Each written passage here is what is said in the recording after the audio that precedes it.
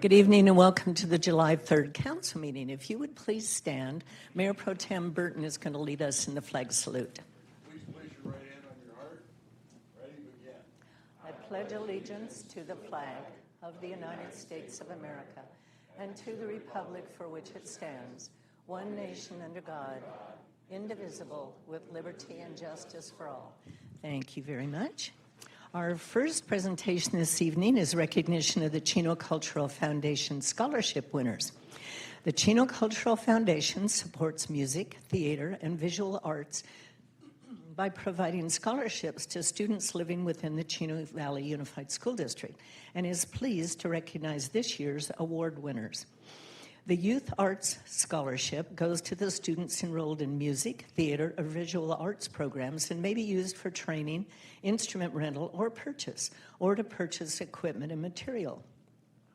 The Roseanne Hammond Memorial Scholarship is awarded to a student who is graduating from Buena Vista High School in Chino and will be pursuing education, training, or a career in the arts. The Gretchen Hart McCombs Memorial Music Scholarship is awarded to a graduating senior or a current college student who is enrolled in a college or university as a music or music education major. I'd like to call up Jeff Werner, Chino Cultural Foundation President, and any board members that you have with you this evening. And Jeff I'll hand you the certificates. There you go. So Jeff, you want to talk a little bit about the youth arts? Do you have any board members here with you? Yes, we have one new board member here this evening. You want to introduce yourself? My name is Michelle Zepeda. Great, thank you. Okay, so we have the first category of scholarships, or what we call the Youth Art Scholarships.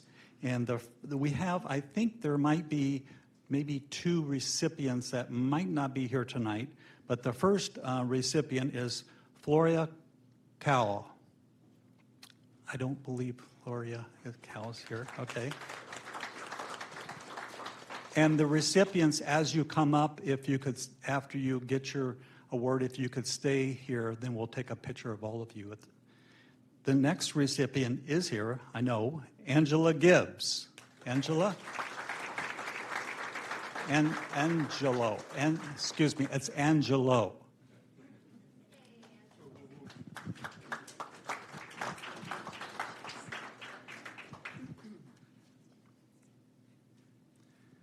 Next is Charlotte Hernandez.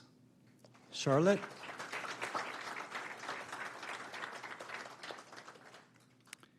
Our next recipient is Zara Lozano.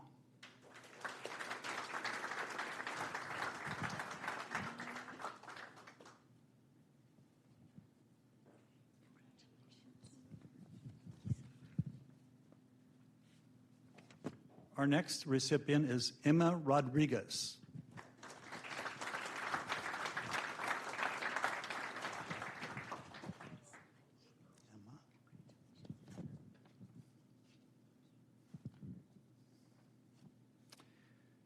Our next recipient is Choi Utterback.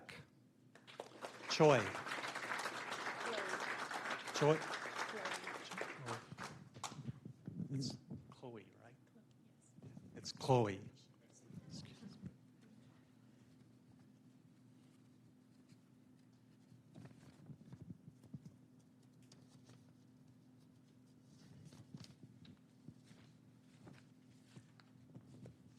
And the recipient of the Gretchen Hart McCombs Memorial Music Scholarship is Dulcie Hasselgura. Dulcie?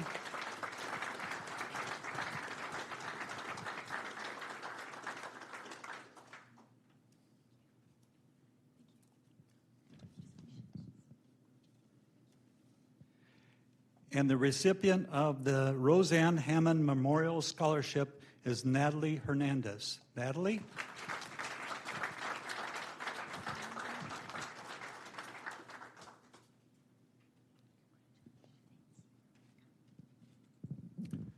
Let's give all of them a round of applause. Thank you.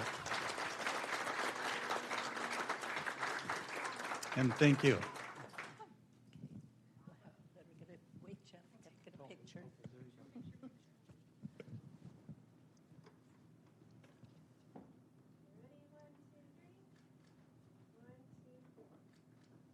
Congratulations to you all.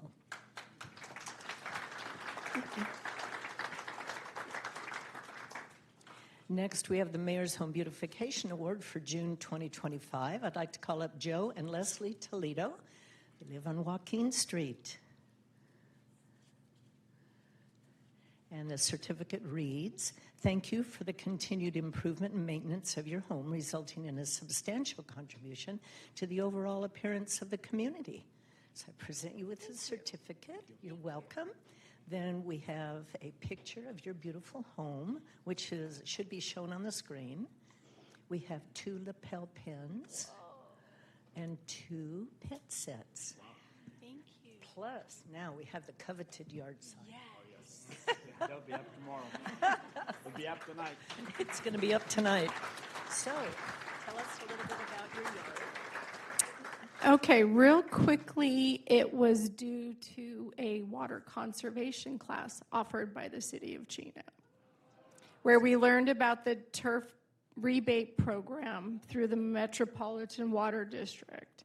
And then we went to a class at the Chino Basin Water Conservation District about planting a native garden. So it's all drought tolerant, low water usage, and it's good for the birds and the bees and everything. So that's that in a nutshell. That's what happened. Now, who maintains it? Oh, he's the weed and trimming guy. I'm the one. Yes. He's retired now. He has time. He has time. Plenty. Well, congratulations. I love the look of your yard. I was the general manager of the Conservation District for 12 years, so I truly appreciate your... Oh, I know, it is great. You need to visit it. Awesome. Yeah, and they have great classes They do too, have but great I programs. really appreciate what you've done, how you've changed your landscaping, and of course, you're saving a ton of water. Yes. Oh, we are saving a ton of water. Thank you very much. You're welcome. Congratulations. Thank you. And she's going to get a picture.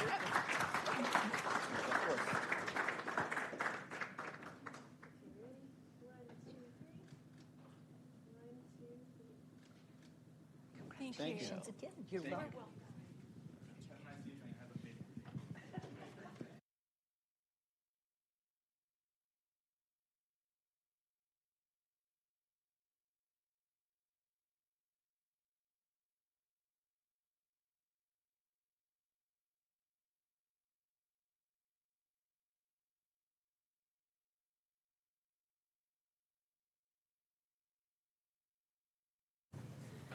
Okay, prior to tonight's meeting, we did have closed session, and I'll ask our city attorney to give us a brief report out of that meeting. Thank you, Mayor, members of the council, and all those present. The city council met in closed session to discuss the single item listed on the closed session portion of the agenda as announced by the mayor, specifically conference with labor negotiator concerning the employee organizations previously reported and listed on the agenda.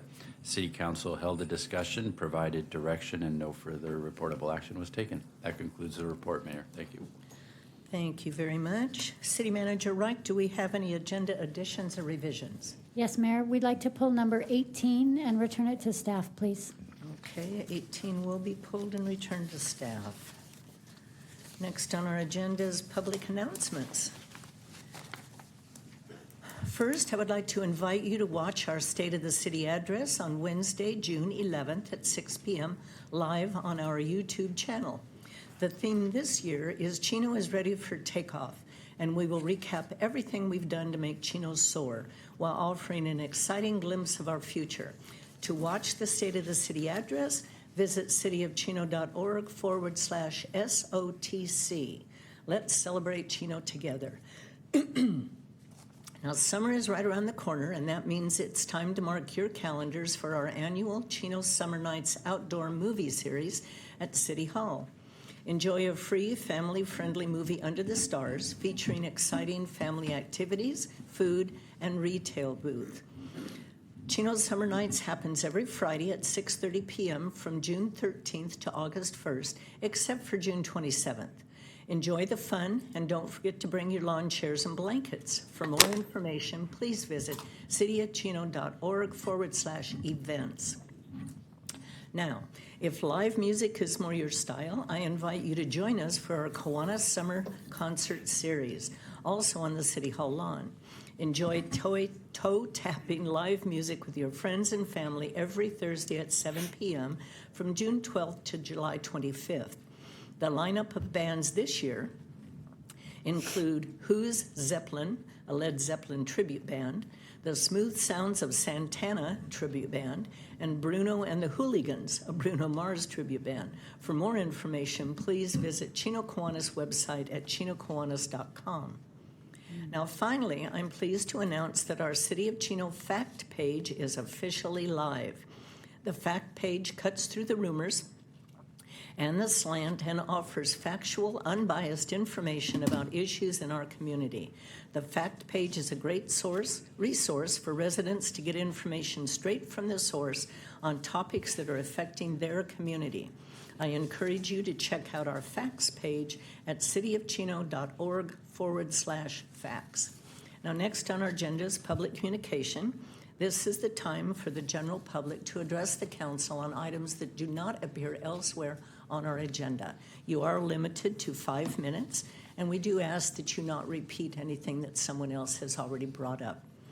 First, our first written request to speak is from Chaplain Marco Miranda from the Chino Valley Fire District. She's going to lead us in an invocation if you'd like to join. Good afternoon, Oh, Mayor. Good afternoon, Mayor, City Council members, attendees. Let's pray. Father God, we welcome you here to this meeting, Lord. I pray that you would lead and guide the council in the decisions that they make, Lord, that they would be wise and make good decisions according to your will. Lead them and guide them. I pray that for just this evening, Lord, and this whole meeting, that it would be honoring you. And also I want to lift up all first responders, the fire, police, and paramedics here locally. And I pray that as they go out tonight, you would be there with them, protect them, and bring them home safely. In Jesus' name, amen. Amen. thank you very much, Chaplain. Okay. Let's see. Next written request is Donna Marchese.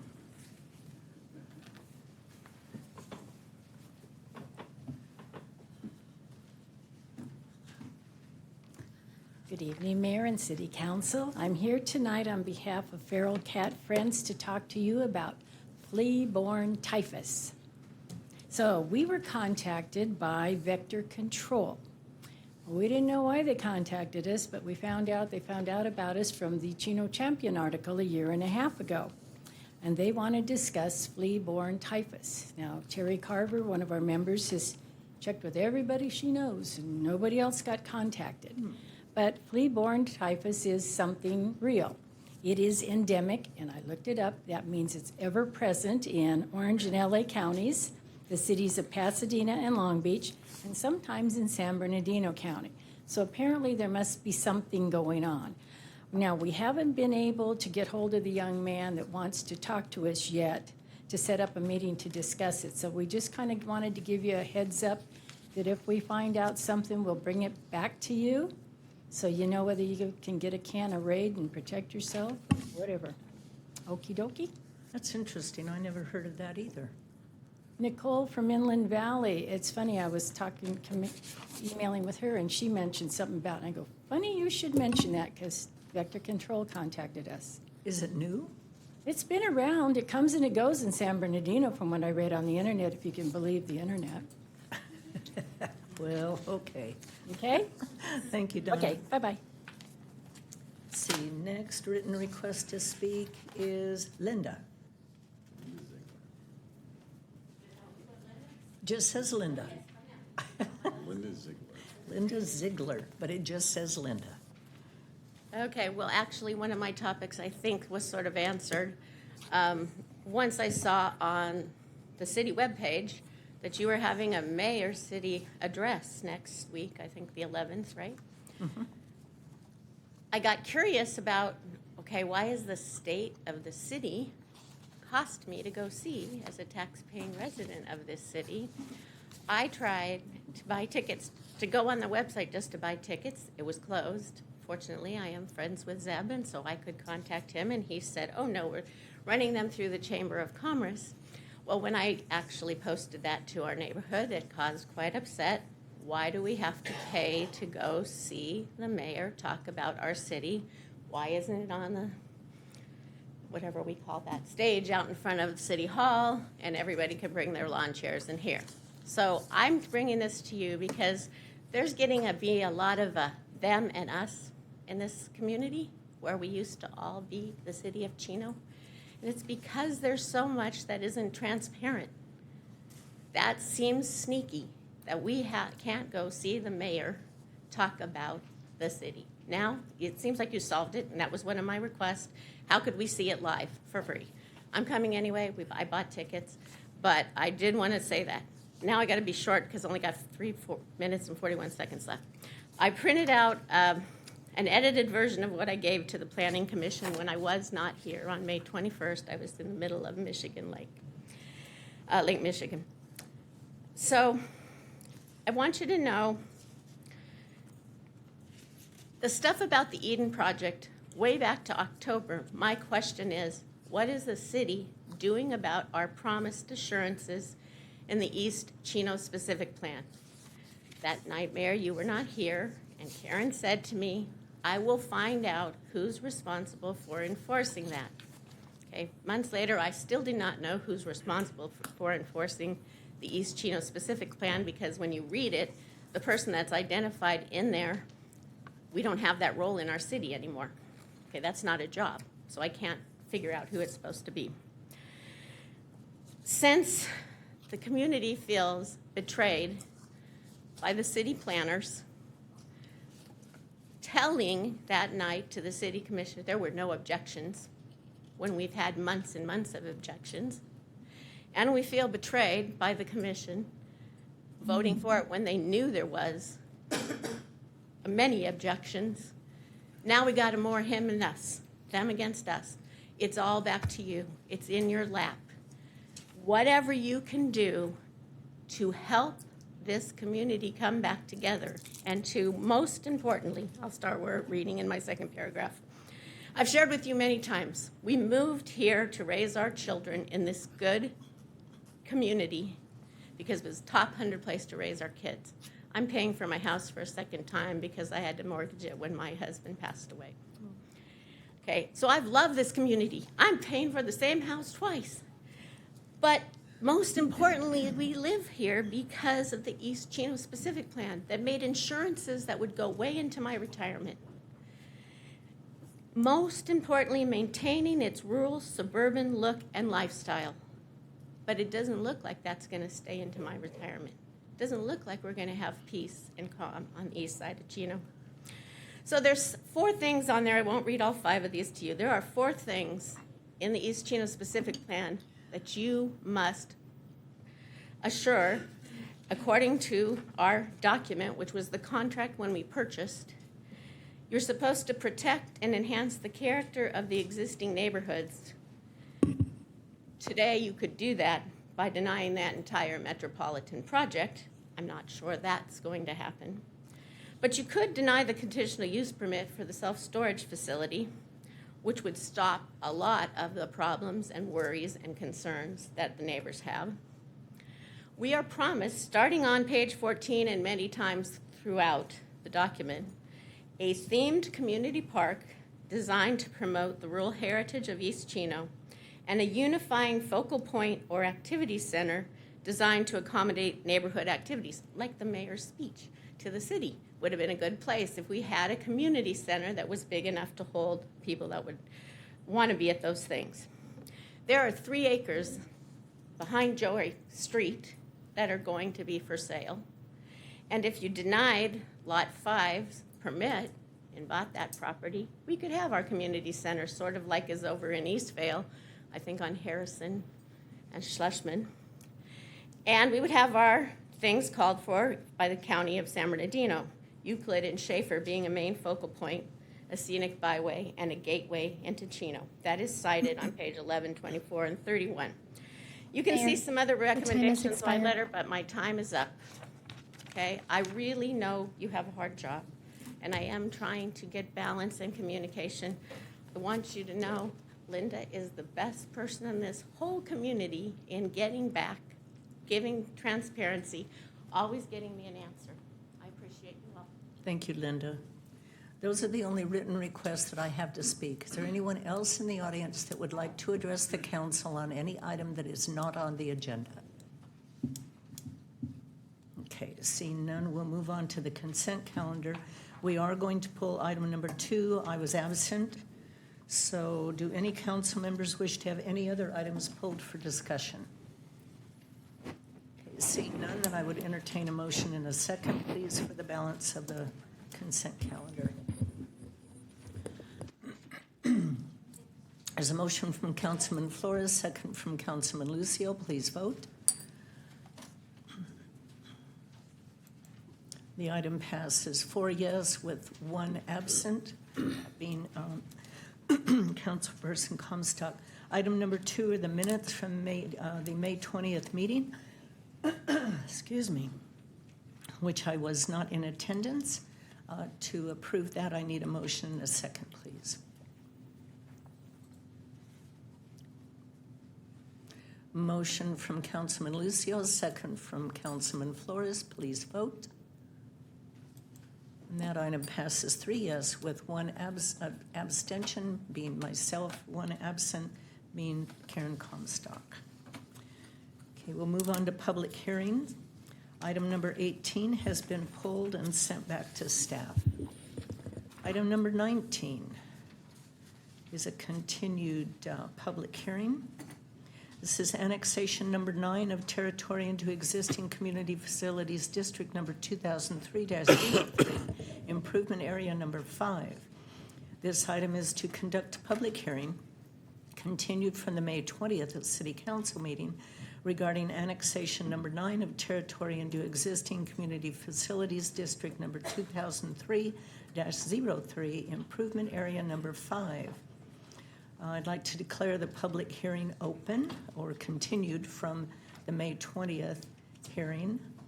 I'd like to ask for a staff report from our Director of Finance, Kim Sao, and our Web Municipal Finance person, Heidi, is it? Sheppy. Okay. Good evening, Madam Mayor and members of the City Council. Tonight we have 2 items related to our Community Facilities District program.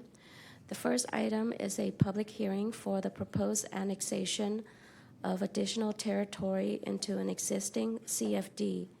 The second item is a declaration of intention to form a new CFD. For the benefit of the City Council and the public, here is a brief overview. A Community Facilities District, also known as CFD, is a special taxing district established under the Melrose Act of 1982. CFDs allow cities and counties to fund essential public infrastructure and services such as roads, parks, fire stations, and schools, particularly in new developing areas such as the Preserve. The improvements are funded through a special property tax, commonly known as a Melrose tax, which is levied on properties within the CFD boundaries. For context, the City of Chino first formed a community facilities district in 1999, and since then, CFDs have been an important tool for financing public infrastructure to support new development. And next to me tonight is our consultant, Heidi Sheppe, President and Managing Director of Web Municipal Finance, LLC. Heidi has been working with the city on CFD formations and annexations for nearly 18 years, since early 2008. Also with us this evening is John White, our municipal advisor from Urban Futures. He is part of the city's financing team and is available in the audience to help answer any questions the City Council may have regarding this process. So with that, Ms. Sheppy will now present the first item on the annexation. Good evening, Mayor, Mayor Pro Tem, council members. This evening, our first presentation will be related to the annexation of existing territory into existing CFD 2003-3 Improvement Area 5, which is a services CFD for the city of Chino.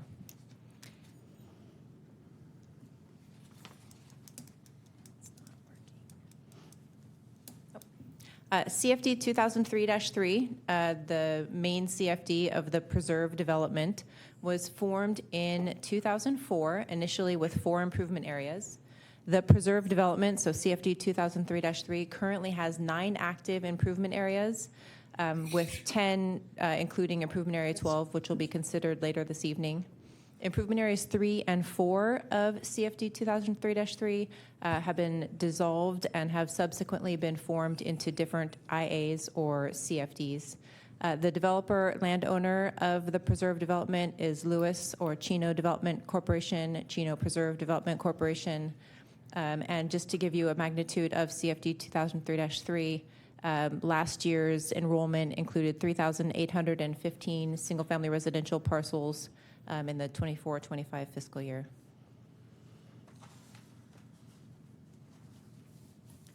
I included a map here to give you an overview of the preserve development area and all of the different CFDs, improvement areas, and annexations that have occurred into CFD 2003-3 as a whole for that CFD.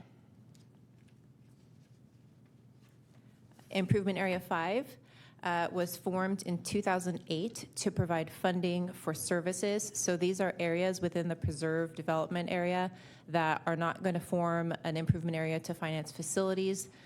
So they're required to annex into Improvement Area 5, which is for services only to the benefit of the city of Chino. The special tax is collected annually on the property tax bills. And CFD 2003-3 Improvement Area 5 has a special tax which does not escalate on an annual basis. And the tax for Improvement Area 5 does not provide funding for any facilities.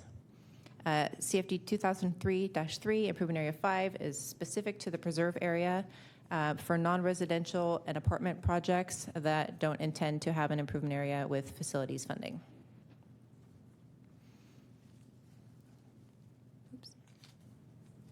And then this map shows you specifically Improvement Area 5. So these are properties within the preserve development that are in Improvement Area 5 of 2003-3 to provide annual revenue for city services only.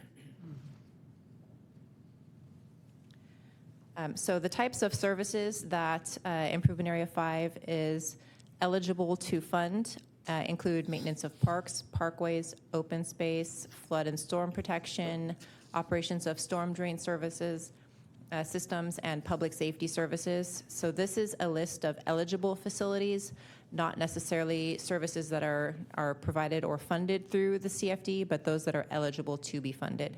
So it is at the city's need or discretion to determine which of these services is funded through the revenue from Improvement Area 5. The annexation before you, so annexation number 9 into Improvement Area 5, is anticipated initially to provide funding of $2,102.50, and that is for the initial development of a fast food restaurant, so commercial development on the annexing territory. The balance of the territory will eventually develop, is proposed to eventually develop into apartment homes, providing a total annual revenue of $25,338. This will vary based on the number of apartment units and that eventual build out. On April 15th, 2025, City Council approved and adopted the resolution of intention to annex this territory into Improvement Area 5, which approved the RMA and the boundary map and set the date for the public hearing which was May 20th, 2025. That public hearing was continued to this evening. So this evening, you're conducting the public hearing, and then the City Council will consider the resolution calling the special election, approving the annexation, and then the resolution declaring the results of the election. Thank you, Heidi. So that concludes this presentation, and the recommendation is to conduct a public hearing and adopt resolution 2025-017, calling for a special election for the purpose of approving an annexation into Improvement Area 5, and 3, adopt resolution 2025-018, declaring results of the special election, and finally authorize the city manager to execute all documents on behalf of the city. And I'll turn this back to you. If you have any questions, we're available to answer at this time. Okay, are there any members of our audience that would like to address the council on this issue? Okay, seeing none, then I'll close the public hearing. Any questions from council members? Okay, then we're ready for a motion and a second to approve resolution number 2025-017. Have a motion from Mayor Pro Tem Burton, second from Councilman Flores. Please vote. Okay, the item passes 4 with 1 absent. The resolution that we've just adopted authorizes the district to proceed with the annexation and calls for an election within the proposed annexation area to authorize the annexation and levy of special taxes pursuant to the applicable rate and method of apportionment for Improvement Area Number 5. The election is to be held at this time by the city clerk, as the district has received from all owners of taxable property within the proposed annexation area waivers as to the time for holding the election. Natalie? All ballots have been cast in connection with the election for the proposed annexation, and the election has now been closed. The results of the election were unanimously in favor of the proposition. Okay, having heard the statement of the city clerk clarifying the results of the election, I will now entertain a motion to adopt resolution number 2025-018, declaring the election results for annexation number 9 to Improvement Area 5 of the Community Facilities District number 2003-3. I have a motion from Mayor Pro Tem Burton, second from Councilman Lucio. Please vote.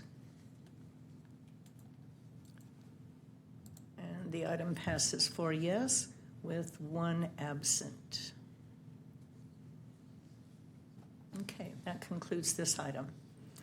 Next, under new business, item number 20, intention to establish Improvement Area 12 in CFD 2003-3 and incur bonded indebtedness. Declaration of intention to establish Improvement Area number 12 in CFD 2003-3 and again to incur bonded indebtedness for the improvement area. Staff report once again by Kim Sauer, Director of Finance, and Heidi Shippey from Webb Municipal Finance. Thank you, Madam Mayor. And again, I will turn this time to Ms. Shippey to present this item. Good evening again. This item is the resolution of intention to form Improvement Area 12 of CFD 2003-3. Just to recap, CFD 2003-3 was formed in 2004 with 4 improvement areas, including Improvement Area 12, which we are considering now. There will be 10 active improvement areas within CFD 2003-3. And then as the CFD develops, additional parcels will come on and be enrolled to pay that special tax. Once again, here's the boundary map. To note that this boundary map does include the boundaries of the proposed annexation that was just completed into Improvement Area 5, and also includes the proposed boundaries of Improvement Area 12 down at the bottom.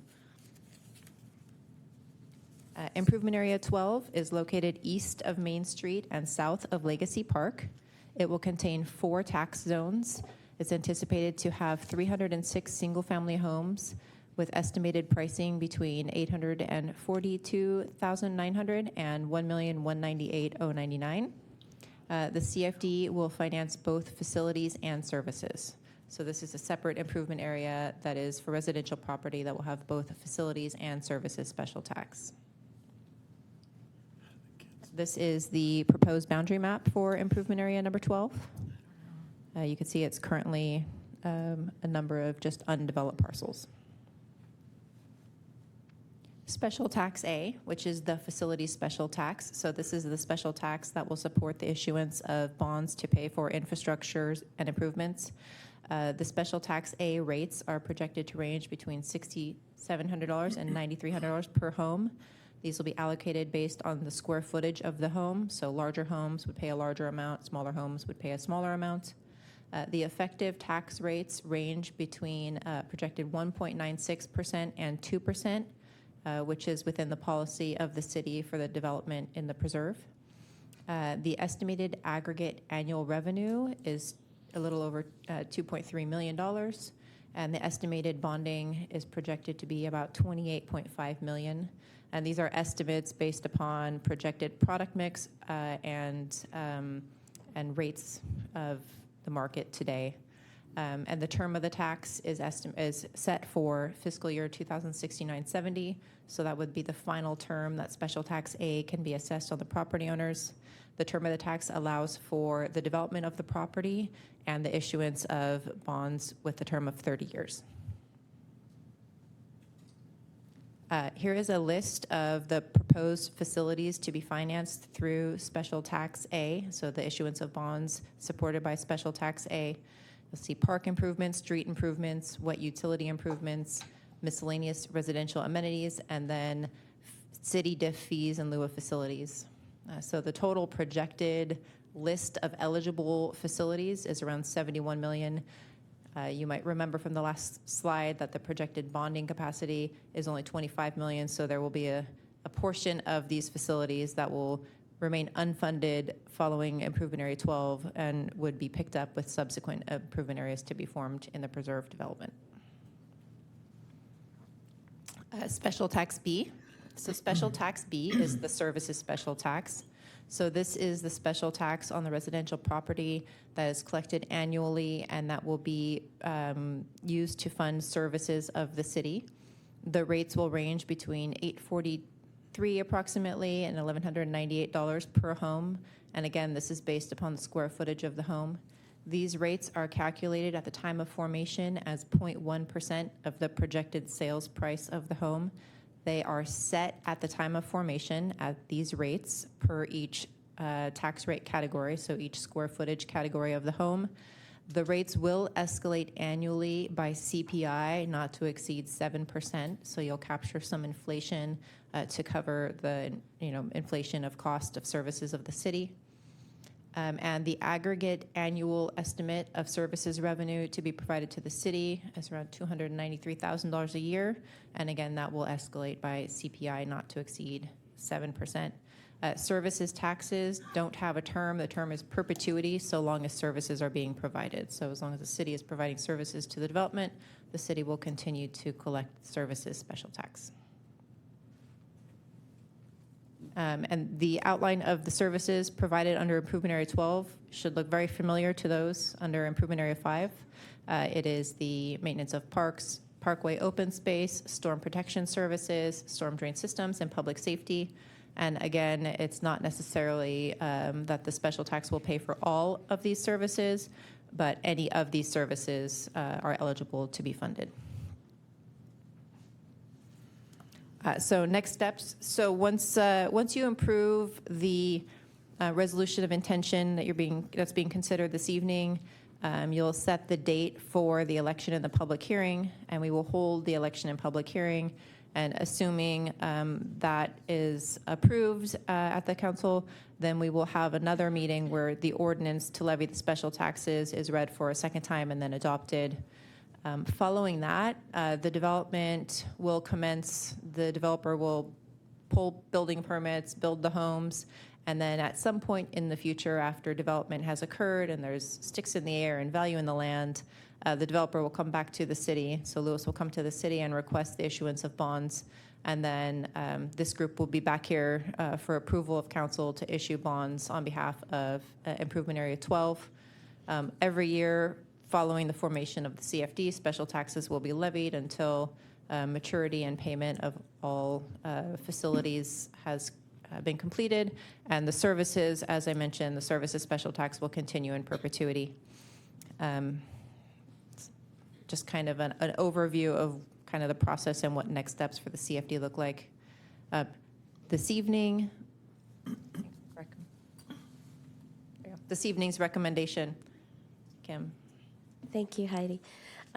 So this evening, the recommendation is to adopt the resolution 2025-022, declaring the city of Chino's intention to establish improvement area number 12 in Community Facilities District number 2003-3, and adopt resolution 2025-023, declaring the city of Chino's intention to incur bonded indebtedness for the proposed improvement area 12 of the CFD, and finally authorize the city manager to execute all necessary documents on behalf of the city.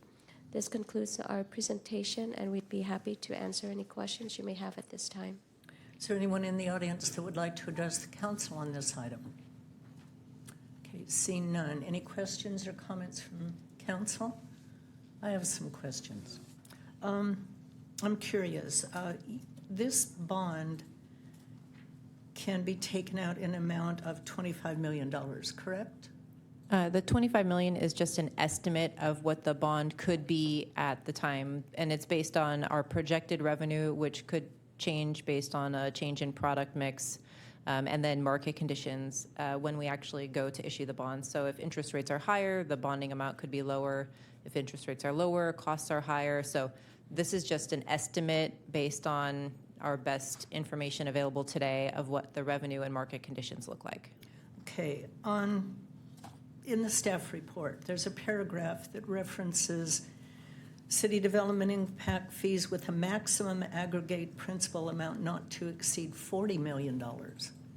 So we allocate a maximum not to exceed amount that's substantially higher than what we're projecting, just in case market conditions are extremely excellent and the cost is really low. We don't want to authorize a limit that kind of handicaps us in the future. So if we, for some reason, see 2%, interest rates in the future, we want to be able to capture, as much capacity as we can through the bond issuance. Okay, you had a slide up there that showed all of the improvements that are needed are like almost $72 million. If this is only between 25 and 40 million, what pays the difference? Well, it would be, and Patrick Loy is in the audience, he can answer as well, but I believe the developer will pay for any of the facilities that aren't funded through a CFD, either through Improvement Area 12, through the pay-as-you-go facilities agreement with the developer, or through subsequent improvement areas that we intend to form in the future. So this development isn't done forming improvement areas. The improvements and facilities are for the benefit of 2003-3 as a whole. So any improvement area can finance, any of the facilities that are supportive of the entire development. So when we come back to form Improvement Area 13, you'll see some repetition from the list of facilities from Improvement Area 12 that didn't get financed through Improvement Area 12 that kind of roll into the facilities list for Improvement Area 13 or 14 and so on. Pat, do you have anything you want to add? No, of course not. Well, it's complicated. Okay, any questions of council? Okay, then we will need a motion and a second to adopt this resolution. Darn it. I have a motion from Councilman Lucio, a second from Councilman Flores. Please vote. Item passes 4 yes with 1 absent. Item number 21, solar power purchase agreement with Site, I guess it's Site Log IQ of Ontario, California. Approval of the purchase agreement. Staff report this evening will be provided by our Deputy Director of Development Services, Chris Corbin, and our Director of Development Services, Warren Morleone. Marillion. I always say your name wrong. I apologize. Either way is perfect, Mayor. Kind of like my name, huh? Whatever. Good evening, Mayor, Mayor Pro Tem, members of the council. I'm here to present for your consideration tonight a power purchase agreement with SiteLogic of Ontario, California for the development of solar photovoltaic carports at the Chino Police Department. A little bit of project background on this for you. In April of 2023, we had already gone out to bid on this and had selected a developer to develop this project. They prepared plans, submitted them to SCE, Southern California Edison, and Edison approved those plans under the NEM2 pricing contract, which is valid until April of 2026. That developer failed to be able to gain financing to develop the project. So we went back out in October of 2024 with a second request for proposals, received 8 in total, evaluated them. After scoring those 8 proposals, the top 2 firms were invited to an interview. That was SiteLogic and Motive Energy Storage Systems. In the end, staff and the city's consultant on this, EcoMotion, felt that SiteLogic was selected, was the best proposal based on the responsiveness of the proposal itself, their team, the experience of the team, and the overall value of the proposal. This is a rendering, an approximate rendering of what it would look like in the end. As you can see, it covers the vast majority of the south parking lot at the Chino Police Department, both in the secure area on the west as well as the public parking lot on the east. The project would offset about 84% of the energy consumption of the Chino Police Department. So, under this project, under a power purchase agreement, SiteLogic will construct, they'll operate, and they'll maintain at no cost to the city solar carports on the property. The city, in turn, is committing to purchase electricity generated by those carports at a fixed price of 17.1 cents per kilowatt hour during the entire 25-year term of the agreement. Our current, and we'll see this a little bit later, our current rate that we're paying Edison is about 16.7 cents per kilowatt hour. And you'll see on a future chart where, as we expect Edison's rates to escalate through the years, us having the ability to purchase power at 17.1 cent fixed for a 25-year period is going to result in significant savings. What are we paying now? 16.7 cents. So in the first year, and I'll show you that chart in a moment, in the first year we will pay a slightly higher amount, but after that we will start to save. The agreement includes a performance guarantee. So in years 1 through 10, there's a performance guarantee that the system will generate at least 95% of its rated capacity. And in years 11 through 25, a performance guarantee of 90% of its rated capacity. If the system produces less than that, that means that there are kilowatt hours that we're going to be buying from Southern California Edison at a higher price, as opposed to hoping to have bought those at a lower price from SiteLogic. And in that case, SiteLogic would reimburse us for the amount of the savings that we had to forego because of the fact that we had to purchase those kilowatt hours at a higher rate from a local utility. There are termination fees throughout the 25-year contract. They start at just over $9 million and they scale down to just over $100,000 in year 25. If we wanted to terminate the contract prior to the 25-year term, we would have to pay those termination fees. And then finally, the city has the right but not the obligation to purchase the solar carports. We have a window at 7, 10, 20, and 25 years. And the contract calls for the purchase price to be the higher of the fair market value as done by an independent appraiser or the applicable termination fee at that time. So this is a chart that I mentioned earlier. This shows you what our estimated savings would be in the far right column where it says total cash flow. You'll see we have a negative cash flow in the first year of approximately $6,100. And that's because in year 1 we anticipate the rate that we pay SiteLogic at 17.1 cents to still be above Edison's amount. By the time we actually get this built and commissioned, it's pretty likely that our rate may have gone up, and this negative number may not come to fruition. This is based on an assumption that SCE is going to increase its rates at 5% annually over the next 25 years. In going through our old bills, our rates have increased at an average over the last 5 years of 11.1%. It varies throughout Southern California. That's very specific to our bill and the billing that we're in with Southern California Edison. But for the purposes of being conservative, I use 5% here to calculate our projected savings. If there's even a 1% increase in those overall increase rates that Edison would apply, our savings go over the 25-year period from just under 4.4 million all the way up to 5.9 million. So if Edison does increase rates above that 5%, we're going to see a significant additional savings. There was maybe 3 weeks ago news out of the California Public Utilities Commission that they granted Edison a right to raise future rates because of the Thomas Fire in Ventura. I want to say it was about a 2% increase. The Thomas Fire was in like 2017, 2018, and it was nowhere near the scale of damage that they've seen from these two recent fires. And it looks like Edison's going to be at least probably found liable in at least one of those two fires. And so this could be substantially greater savings to us over the 25 years.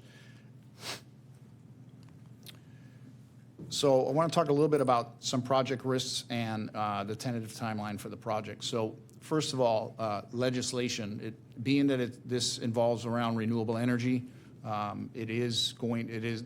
part of makes this project tick is that there are federal tax credits available to the developer. Right now, there's budget legislation that has passed the House, is now before the Senate, that would eliminate the clean energy tax credits that this project would rely on. Under the current language in the bill, we would be okay. They say that they won't cancel projects as long as the project has begun at least 60 days after the president has signed the bill. So you're probably looking at like a September timeframe for that. So as long as we start the project prior to September, we should be okay with that. The other thing that could change is Edison and other utilities repeatedly asked the California Public Utilities Commission to change the rates and lower the rates that utilities have to buy back power from producers. In this case, we would be the producer, and therefore it could cut into the amount that we get back. We have analyzed a number of different scenarios, and in none of these scenarios would we lose money. It's just that our savings would be reduced. We expect 4.4 million in savings under our worst case scenario. We think that'd fall to about 2.7 over the 25 years. So it still would be a cost savings to the city over 25 years to participate in this project. Other things that could come into play are tariffs. Those are on again, off again, and they could affect things. One of the reasons that we chose this particular developer is they source most of their materials domestically. That was something that we looked at when considering the 8 proposals back in earlier part of this year. So we think that we're about as in good a position as we could be where it comes to them being able to source them getting the pricing they're hoping to get to make this project happen. Finally, the tentative timeline. So we expect submittal of plans in July, construction beginning in September, construction ending in, that actually should read April of 2026, and then interconnection in May of 2026. A couple questions.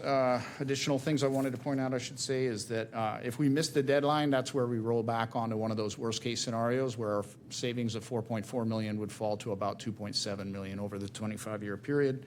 And then before we had a case in which the developer wasn't able to get financing, we're very confident based on the financing partner the developer has that that's not going to happen this time around. They have been heavily involved in negotiations of this contract.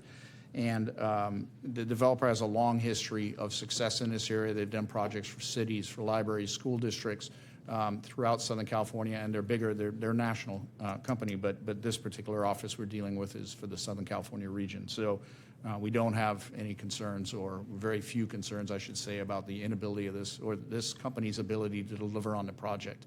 I do have representatives from EcoMotion. They're our consultant that's advised us on this, and then also from SiteLogic here tonight, the actual developer of the project, should you have any specific questions you'd like to hear them answer. That concludes my report. I'd be happy to answer any questions you might have. Okay, is there anyone in the audience that would like to address the council on this item? Okay, seeing none, I'll turn it over to the council. Any questions? Yes. So looking at your presentation, you're anticipating a 5% increase. But if you look at years 20 and 24 that you cited, we've only gone up 11.1, which is an average of 2.77% increase over the last 4 years, which is almost half of what you're anticipating, or what you're saying is projected to be a 5% increase. What if the rates continue to go up, let's say at 3%? What are we looking at as far as overall savings? Is it going to be significantly less? Because it doesn't appear that over the last 4 years, energy's gone up 5%, because if that was the case, we'd be looking at a 20% increase instead of an 11.1. That's actually an 11.1% annual increase. We've seen 11.1% on average every year for the last 5 years. So our overall increase has gone up by close to 60%. Okay, because when it looks at the number that you gave, it looked like it was only 11.1 over the last 4 years, which I thought seemed odd. Yeah, no, it's an 11.1 average annual rate increase. Okay. I don't have anything else. Curtis? So thank you very much, Chris, for bringing this back. It's a shame that this didn't get started originally like it should have a couple of years ago. I understand the whole solar issue. When we built the police department originally, if some of you remember, we received accolades and awards on that building because it was so energy efficient. My question is, if we're going to do this project, and I believe the plan is to maybe move it to all the buildings, this complex was built in 1973. Why would we start at the police department, being the most energy efficient building in the city, and not start over here at City Hall in the Civic Center? Well, I You think have that information. Yeah, I can tell you what we were thinking maybe at the time. Number one, it is the largest energy user of all the bills. If you look at all the bills for the city, it is significant. The only other one I think that might be bigger, and I think it's come down now, is traffic signals, possibly. Or Ayala Park? Yeah. Maybe. Or Ayala Park. So that worked. It worked for that. We had the space in the parking lot to be able to do it. To your point, when the building was originally built, the architects looked at installing solar, but the roof didn't have the capacity to hold it. And solar carports hadn't become as big a thing as they are now at that time. So is that building, the police department building, is that the biggest energy user of all of the buildings within the city at this point in time, even though it received all the awards when we originally built it? I believe it's the biggest building, maybe not overall facility, but building. And part of the reason is it's a 24/7 operation. So whereas at night on weekends, our boiler and cooler don't have a lot of work to do, that's something that is constantly happening at Chino PD. I'd like to add to that as well. So when we started this project and looking at solar, we hired a consultant who looked at all of our facilities to determine which one we would get the best bang for our buck. They recommended the police department as that location. Perfect. Thank you very much. Do we have an idea of when we might be able to start additional projects throughout the city after this one is completed in 2026? The consultant didn't recommend any other facilities. Our next focus is going to be electric charging stations for cars. So we're in the process of that right now, adding those to our public facilities. I imagine we can go back and look again to see if other facilities would offer the same value that this one would do at the police station, but the original consultant said, no, let's do the police department, and then we'll go to charging stations. Thank you, Linda. Appreciate it. Thanks, Chris. And my other only question, and it has nothing to do with the project itself, other than if you put up these carports and we tell our citizens to go do their exchanges whenever they're selling things, those carports are going to interfere with your ability to look into the parking lot. Are you going to add some additional cameras there to be able to do that, or designate a certain area for them to be able to be at least seen by the cameras? Yeah, we've already put that in, talked about that. We put it in the budget that if this goes through, that we put new cameras in different locations so that it can capture with the carports in there. So that's already been factored in the project once they're in place. Okay, I appreciate it. Thanks. Chris, I have a couple of questions. In the staff report, it notices that this project must be interconnected with SCE's grid no later than April 14th, 2026. I have two questions. You mentioned May for interconnection, so that's a month later. Yep. And then my second question is, if SiteLogic does not get this done in time to meet the April 14th deadline so that, the rate plan doesn't change, do we have anything in the contract where there are penalties against them for not finishing on time? I'll start with the last question first. No, there's no penalties in there. It's in their best interest, I think, along with ours, for them to get the project done, partially because of the reputation that they have for being able to complete projects on time. In regard to the first question, remind me what that was. I'm sorry, I should have gone. You had said that the interconnection Yes. wouldn't be until May. Yeah, that is incorrect. It's the interconnection will not be till May, but to meet Southern California Edison's and the California Public Utilities Commission's requirements, we have to have the building permits finalized by April, and that we anticipate being able to do. Interconnection can come after that, as long as the agency having authority, which is us, signs off on all the building permits that are required and issued for the project by the deadline, which is April 14th, 2026. Okay, so the comment in here about being interconnected no later than April 14th. Yeah, it should be building permits finalized, and then interconnection can come later. Okay. And then 25 years is a long time. And oftentimes companies sell or go out of business, change hands or whatever. If SiteLogic closes down, sells to another company, will our agreement remain the same with whoever takes it over? Yes. But if they go bankrupt, then what happens to us?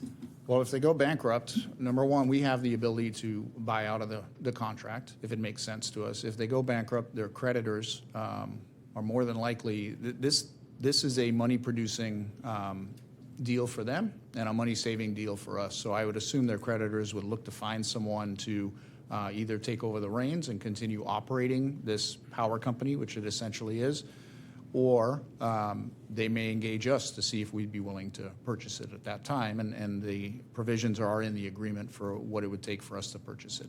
Okay. At the end of 25 years, technology changes. Drastically, it seems like every couple of years. At the end of 25 years, if these structures are out of date, no longer needed, who's going to pay to take them down? It's their responsibility. At the end of the 25 years, we determine the outcome. We can either purchase a system and we can maintain it or choose what to do with it after that, maybe put new solar panels on if we want to keep it going, or we can ask them, and they have 90 days to clear the site back to its original condition at their expense. Okay. All right. Thank you very much. Any other questions? Yes, Curtis. Maintenance fees associated with this, Chris? I mean, is that all incorporated? It is. It's all, they build, they maintain, they operate. There is a electronic monitoring system that alerts them and us if there are any problems on site, if there's a drop in production. So they'll be able to immediately see that there's a problem, and that's where the performance guarantee comes in. If they want to meet the performance guarantee, otherwise they have to pay us. They lose money, or they earn less money. So they have an interest in responding out, maintaining the equipment, and delivering on that 95% or 90% performance guarantee, depending on which portion of the term of the contract it is. And what's the life span of a solar panel? So I think they're about 25 years in general, isn't that correct? 30. Jonathan, 30 years? Yeah, about 30 years. And then there's the Thank you very inverters, and what's the lifespan on an inverter? So that's about 10, but we figured in replacing inverters every 10 years. Okay. Thank you. Okay. If there are no more questions or comments, then I would entertain a motion and a second, please.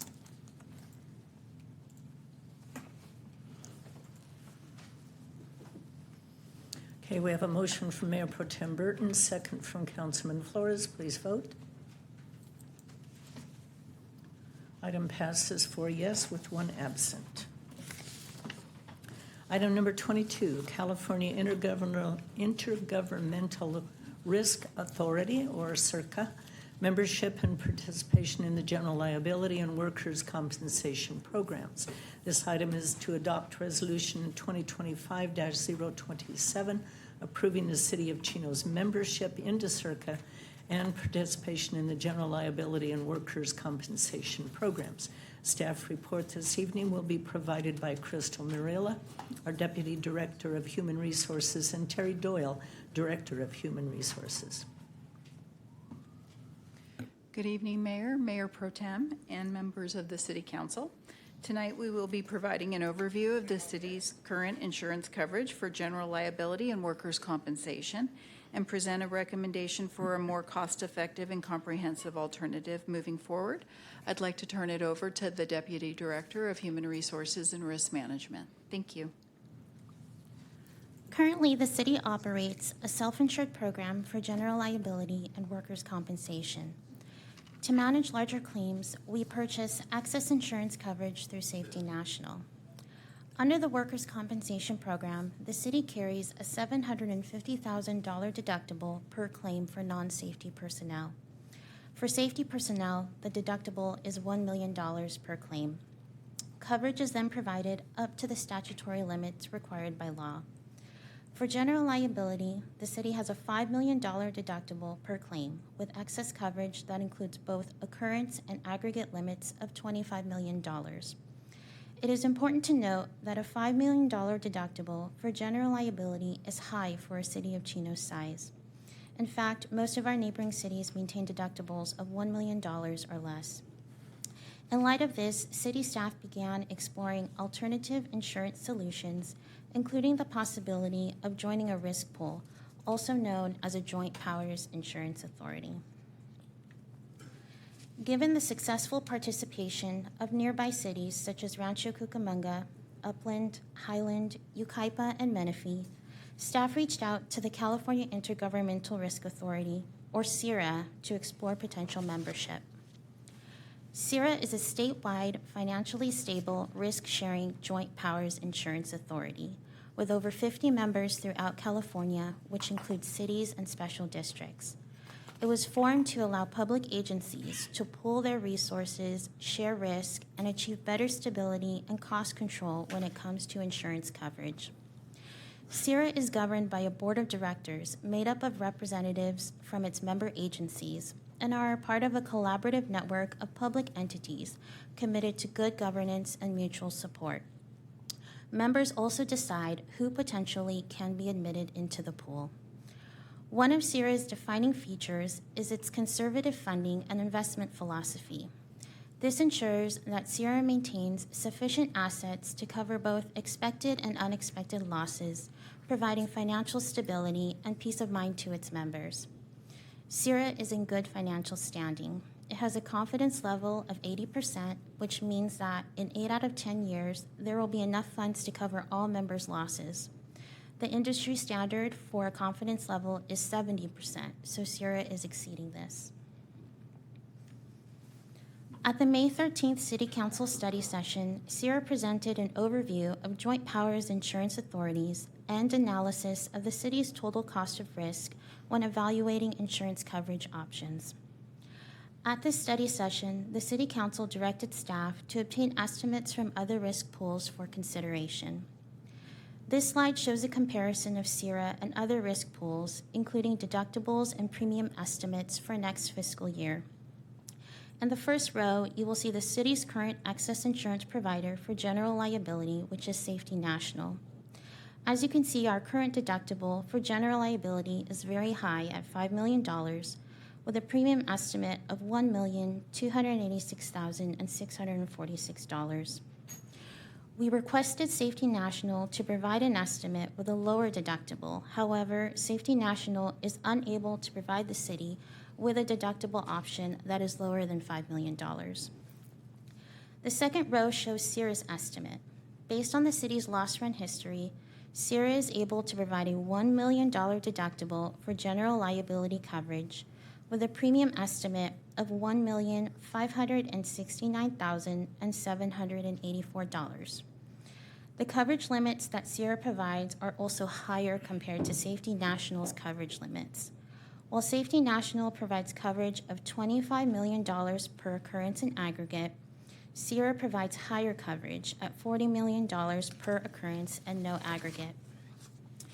If we are looking from just a cost perspective, out of the other risk pool options, Public Risk Innovation Services Management and the California Joint Powers Risk Management Authority are the most competitive in terms of their deductibles and premium rates.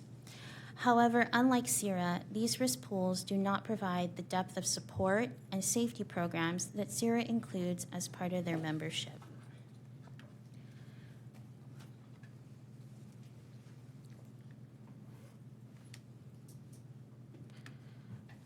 We had a next slide, which would have shown a comparison of Sierra and other risk pools for workers' compensation coverage.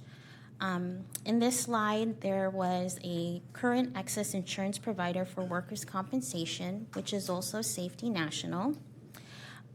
We have a current $750,000 deductible for non-safety personnel and a $1 million deductible for safety personnel. The estimated premium rate for Safety National is $356,089.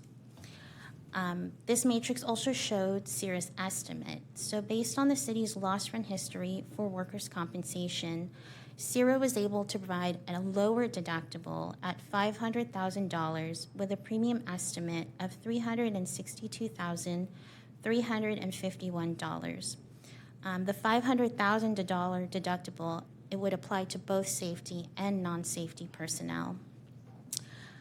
We also looked at Public Risk Innovation Services Management. However, they were unable to provide a preliminary estimate without a completed application, which requires a $1,000 application fee. Additionally, we also looked into local agency workers' compensation excess. However, they did not respond to our request for an estimate.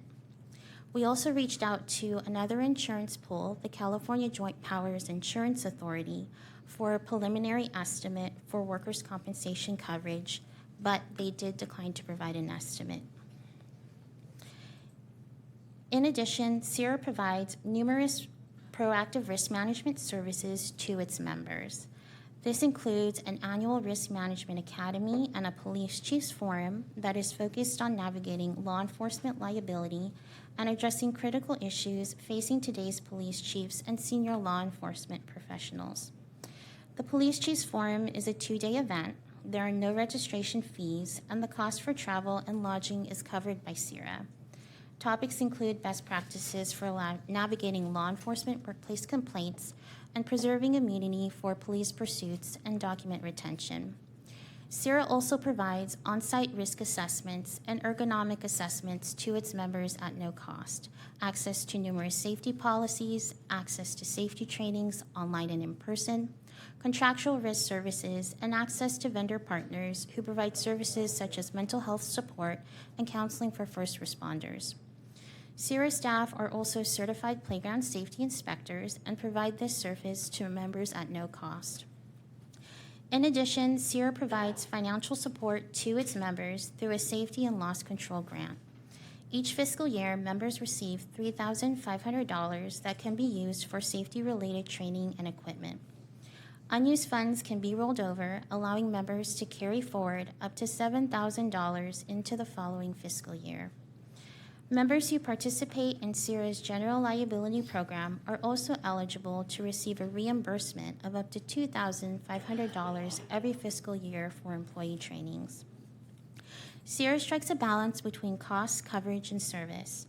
By joining CIRA, the city would not only lower its financial exposure with more manageable deductibles, but also gain access to resources that can help prevent claims before they happen, ultimately saving the city money and protecting our employees and community.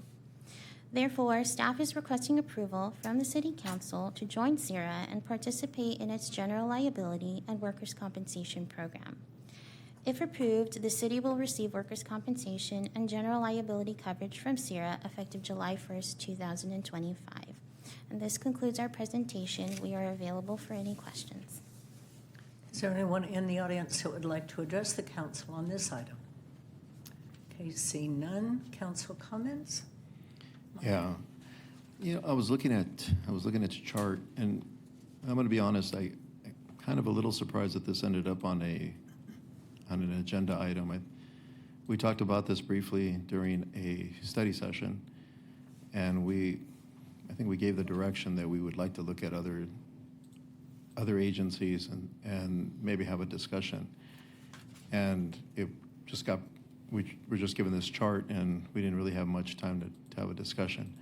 But in looking at the numbers, when we look at CIRA and we look at PRISM, we're looking at a total of about $121,537 difference of an annual deductible. And what we're told is, I'm assuming governance means that we'd be a voting member on the panel, so we would be able to vote in cities and maybe vote out cities. And in PRISM, we're just told limited representation, so I'm not sure if we don't have that opportunity there, or if we do have that opportunity, or if there are already set cities that are in this contract. So that's another thing. Is it says it's a 5-year membership commitment. So does that mean that we have to join and be committed for 5 years? And is that something that PRISM doesn't require from us? That's another question. And then it talks about in-house full risk control services, and then the other one has in-house limited risk control services. Well, what exactly does one have that the other doesn't have? And is it worth $121,537 a year? And then looking at the other one, which is California Joint Powers Risk Management Authority, that one is $7,078 cheaper at a deductible of $750,000 as opposed to $1 million. But if we were to go to $1 million, we're looking at a deductible that's $117,871 less a year. And then that also has, we would be a voting member on the board for that one. I'm sorry. Yeah, we'd be a voting member on that board, and that one requires a 3-year membership. So that one actually seems like it's a little better deal with that, but it says no risk control services. But if I'm looking at this and I'm looking and it says that one of the things that they offer is a police chiefs forum, I believe the police chief already goes to an annual conference with other police chiefs where they talk about these topics anyway. And then mental health, I believe we have mental health here to provide to our employees in case something like this happens. So some of these benefits that they provide, I believe the city already has them, or the police department already is included in some of those. So that's why I kind of wish this was more of a forum that's setting where we could have a discussion. And then when we go into the workers' compensation portion, I see that their annual deductible is $362,351. But here, all we're told is that PRISM provides deductibles at $250,000, $350,000, $500,000, $750,000, and $1 million. But I guess we didn't want to pay the $1,000 to fill out an application that potentially could have saved us well above $1,000 if they would have came back with at least a premium that was less than $362,351. So it just, to me, this seems like a presentation that's kind of rushed. I think this would have been something that would have been better to be brought back in another study session where we could have at least sat there, looked at everything like we initially had asked for, talked about each one of these so it could have been, looked at, weighed, maybe even had conversations with some of these people from these agencies like PRISM and the other ones to see what they could have offered, what they couldn't, just like we did with CIRA. I think that would have been the only fair thing to do, because looking at it right now, I don't know if I'm comfortable with just accepting $121,000 a year more premium than something that's already out there, or accepting a workers' comp deductible when we haven't even compared or given other agencies the opportunity because we didn't want to fill out an application. Those are my comments.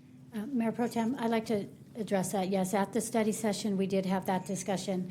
So after the study session, we started looking at other ones. But what we realized was if we didn't get into a JPA starting on July 1st, we would have to wait a full year.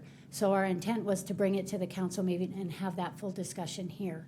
So if you had questions, we're happy to try and answer them. I understand you went through a lot of things. If you'd like us to try and answer those, the reason we didn't come back with the second study sessions because we wanted to discuss it with the council. If the council says we're not ready, I don't have enough information, that's perfectly fine. Then we'll wait for a full fiscal year to join another JPA if we find one we like better. So that's the reason why we didn't come back with the second workshop. And I'll let Terry answer any questions. And again, we're just asking for the discussion. We'll answer the questions as we can. If the council's not comfortable, we do understand that because what we told you was we would be coming back, but that's the reason we're not, because we either have to decide now for July 1 or we wait a year. And then we tried to reduce our deductible from the $5 million down, and our carrier won't allow that. So that was the one thing we tried to do so that we could stretch this out a little further. Okay. Do you have a specific question you want to? I mean, if you want to go down the line and you want me to, I mean, do you know where to start? I think I know where to start. Okay. So those are all great questions.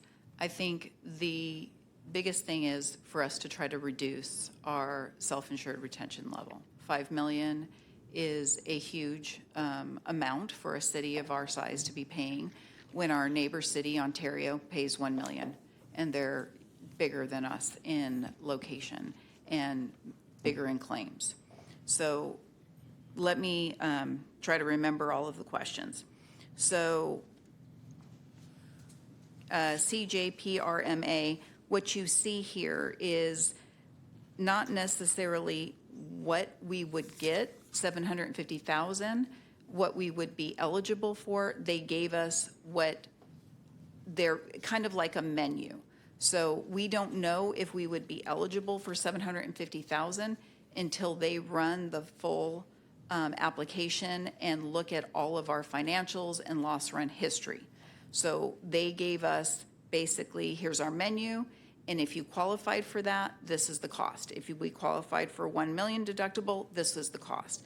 We could qualify for a $1.5 million deductible, and the cost would be this for the premium. So I don't necessarily know if we would qualify for the $750,000 deductible at this time. But I wanted to bring forward all of the information for you in case we did qualify for that. So that, hopefully that answers that question for you. As far as a voting member on the board, yes, we would be a voting member on CIRA, as Crystal said. In CIRA, that the way that board works, it is usually a city manager, assistant city manager, or director who is the voting member. And CIRA, I believe they said at the workshop is, and you asked the question, I believe, Councilmember Lucio, is could we vote members in? Could we vote members out? And CIRA is very careful about vetting their members, who they vet in and who they vet out. So yes, we would be potentially the ones that if we chose to go into CIRA, as we're trying to vet them now, we would have that voting right just like everyone else on that board, all the agencies, to determine whether somebody is a good fit for CIRA. And they look at more than financials, they look at the culture, and they look at how they're handling their claims. As far as in-house full risk control services, what that means is they provide a TPA or a third-party administrator, not only to handle the city's workers' comp claims, but also our general liability claims. They also provide risk assessments. They provide the certified playground inspector who could come down. They will come down yearly and assess the safety of our facilities. They'll walk all of our parks, all of our buildings with our risk manager, myself, and Crystal to see, okay, are there any areas that we can tighten up? They'll look at all of our streets, give us recommendations of areas that maybe we can fix to be proactive so that we don't get claims. They'll go as far as looking at all of our parks and are our trees being trimmed properly. So if there's a wind event, to make sure that trees aren't falling and causing damage to community property, to residents, and to our own facilities ourselves. They will look at all of OSHA safety regulations as well to make sure we have a fleet. So they'll go in and look to see, are the eye wash stations functioning so that our employees are safe? So that is what they mean by a full risk service. They also provide waivers and contract services. So they will actually look at all of our contracts to make sure that they have the correct amount of insurance for any contractor or consultant that's coming into the city and wants to do business. They provide waivers for community services that are like through a DocuSign type program, so it doesn't have to be paper. So that's part of the full risk control services that they provide. So does PRISM not provide any of those services? Not currently to us, no. They provide some, not all of them. They also provide a training platform called Vector Solutions. We currently have, I believe it's called BLR. So they provide Vector Solutions free of charge to the city. No. I think what I'm asking is so that I understand that Safety National doesn't do that, but so Correct. PRISM, you say in-house limited. So Limited. So they don't provide any of those services? They provide some of them. I don't know a list of all of them off the top of my head, no. But they're not going to provide us with a TPA. We would have to find our own third-party administrator to provide our claims, to actually process our claims for workers' comp and general liability. So that would be an additional cost to the city, where with CIRA, it's built into the cost of the premium.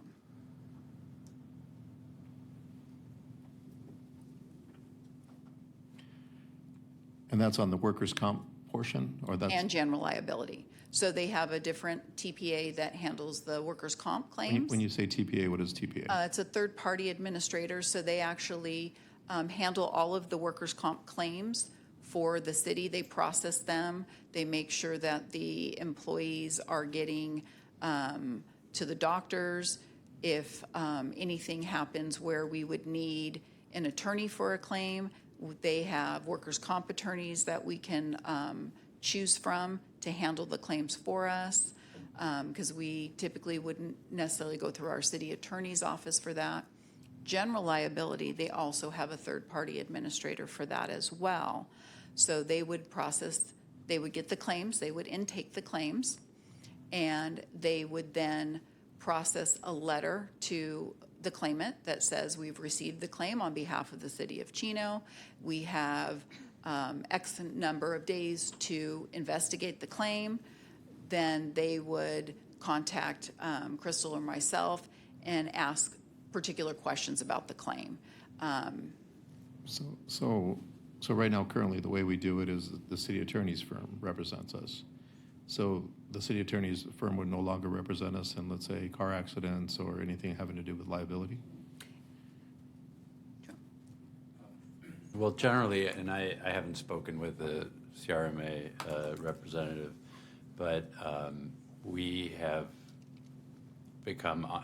gotten our firm on the panel of our various insurance pools that work with our cities. So we handle those cases through the insurance pool, provided they accept our, the firm as being on that panel, and we've never had a problem doing that. I suspect they would work with us in the same way, and So we really have no change. that's correct. I mean, other than you'd have coverage for liability, should that occur. Who currently handles our workers' comp claims? Pardon? Who currently handles our workers' comp claims? Our TPA is TriStar, and it's also the same TPA for our general liability claims. And so with CIRA, is it still TriStar? No, they actually have, is it George Hills? For general liability, the TPA is George Hills, and for workers' comp, the TPA is called LWP. And PRISM or the California Joint Powers Risk Management, they don't have any of those? No. They don't have any third-party? No, we would have to go out for an RFP, or we could keep TriStar if we wanted to. And what does that cost us annually? For TriStar, I believe they're around $68,000 a year for the premium for workers' comp, and probably about the same for general liability. It all depends on how many claims they process. It could go up or down from there. Have anything? So just to clarify, as far as payment for legal services, the city would still pay up to that SIR, the self-insured retention. So if for some reason legal fees exceeded that, that's when the insurance pool would pay. That would be very rare. We've never had a case where the legal fees have exceeded that, but that's one of the backstops that the insurance pool provides. Well, I mean, so I'm looking at this. I understand the wanting to move away from what we currently pay because our deductible is really high, $5 million. The only thing is, I don't want to lock myself into a 5-year membership commitment. At least I don't feel comfortable because I would really like to sit down and look at what we currently have and what would change and what wouldn't change. But I mean, I think at this point, if we truly just wanted to lower our premiums for this year, I think it looks like PRISM would allow us to do it with no commitment to membership. And we'd be able to switch over to them for a year, lower our deductibles, and then reassess this during the next fiscal year if we want to lock into something for 5 years or 3 years or what have. I mean, that would be, because right now I don't know if I have enough information to say I want to pay $121,000 more a year and lock that in for 5 years without looking at others that are, I mean, just show that they're cheaper. And I really want to see what PRISM offers as far as what's the difference between CIRA and PRISM, what they offer and what they don't offer. I would love to see a true comparison of these things, and I would have loved to have at least had a presentation from another agency or two so that we could ask them and get that kind of information.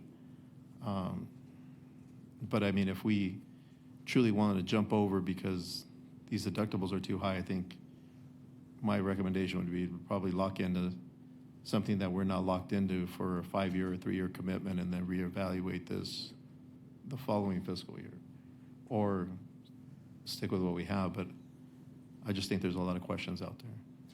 And I just want to clarify just one thing. So if it is more money on the premiums, but if we have one claim, we save $4 million because we would have to pay that out of pocket. Correct. But what I'm saying is, if for some reason we decided that we wanted to get out of this current one that we're in and move into a different one with a lower deductible, I think we could move into the Public Risk Innovation Services Management, and that does not require us to be locked in for any period of time, where CIRA requires us to have a membership of 5 years, and then the other one that's comparable in price requires us to be in there for 3 years. So there's only one that is lower, that doesn't require us to lock in for a long term, unless I'm reading that incorrectly. No, you're not reading that incorrectly. But I'm open to a Any discussion. other comments, questions? Kurt? Yes, no? You know, I'm inclined to go with staff's recommendation, but I've got to let you know I feel like what Mark had mentioned. I feel like we've been rushed into this. This should have been presented to us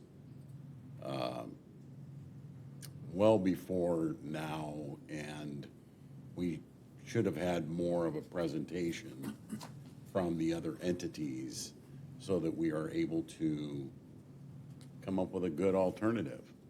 You know, I don't want to pay the $5 million. That's why I don't, and I feel like we're between a rock and a hard spot right now. We need to make this change, but I just feel like we need to modify presentations like this in the future so that we don't feel like we need to be rushed in making a decision, and we can make good, sound decisions based on the information that we receive from everybody. And that's all I have, Mayor. Okay, Chris, do you have any comments? Just a couple questions. You mentioned that Safety National is unable to provide the city with a deductible option that is lower than the $5 million. Did they give a reason why? Why are they not able to do that?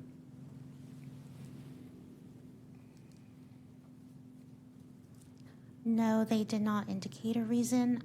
They had just informed staff that they were unable to provide a lower deductible than $5 million. Okay. Just general thoughts. That does make me skeptical, just because there's, all these other companies, right? Sierra, Prism, they are offering it, but Safety National isn't. And again, I would like to know that. You mentioned Ontario, that you said even they have, right, $1 million deductible. Do they use a self-insured program, or are they in a joint powers?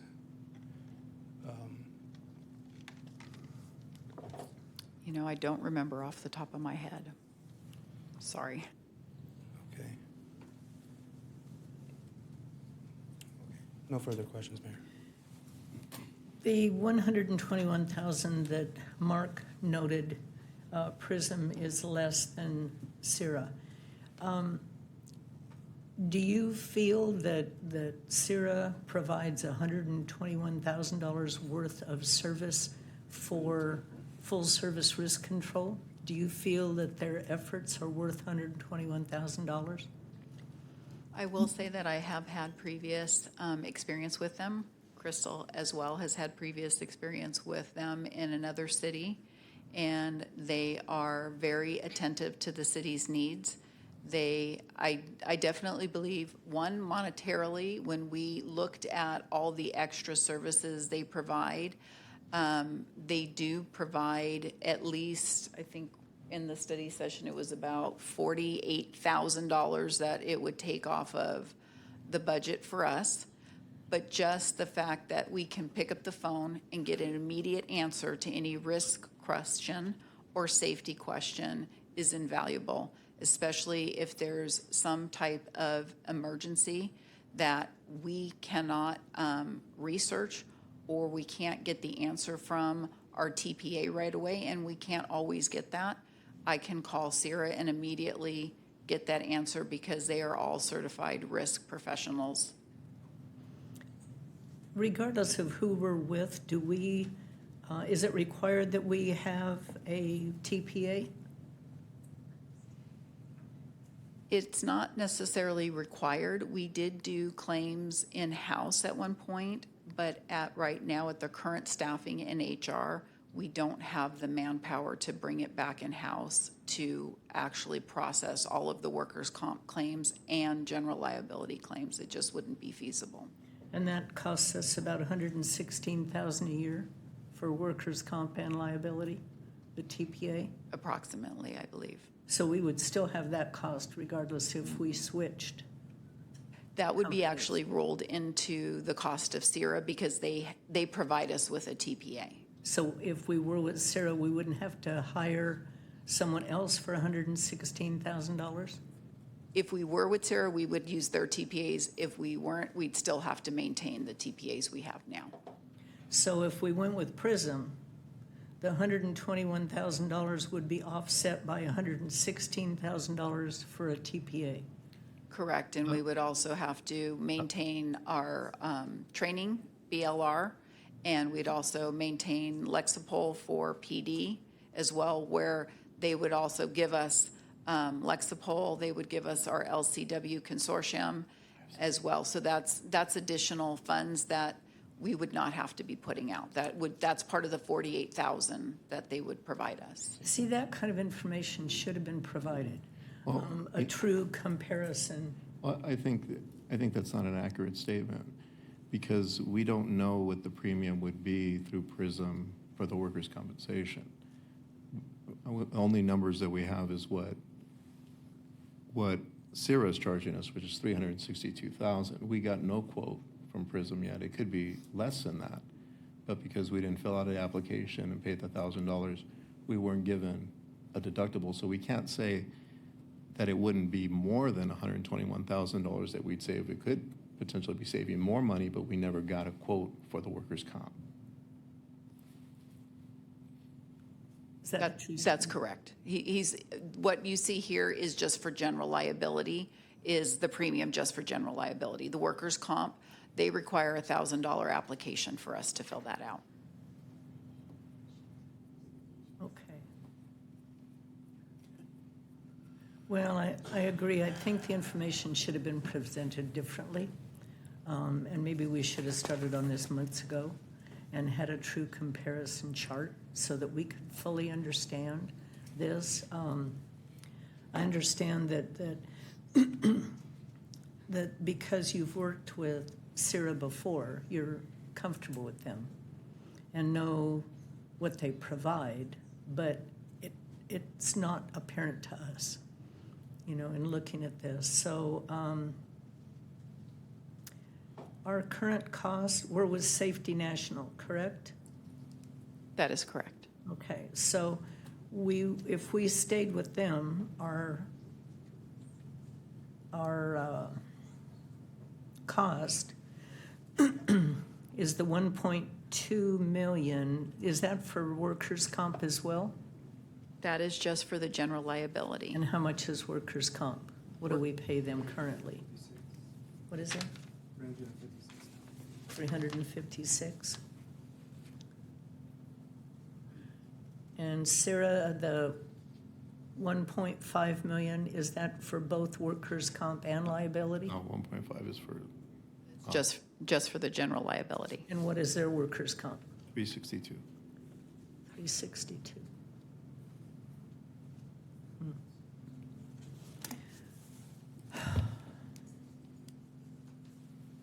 Well, I think the decision that we have to make is, are we willing to change? And if we have a serious incident, could cost us up to $5 million. If we change, it would be $1 million. If we don't change, we stay with the current cost and risk. If we have a major incident, we'd be $5 million at risk. I wish it had been presented differently. And this decision has to be made before July 1st? Just if we want to get into the JPA for next fiscal year. Is there any way possible that the information that we would need, that you've heard discussed tonight, could be put together and presented at a workshop before July 1st? It could, but it would be very difficult for us to still make it the July 1st deadline, because we also have to transition all of our claims. If it was determined to go into a JPA, we have to transition all of our workers' comp claims to whatever TPA we would put them in. And all of our general liability claims would also have to be transitioned over. That takes at least 30 days to do that. So even if we change right now, we wouldn't be able to meet those requirements. We're going to be cutting it very close, yes.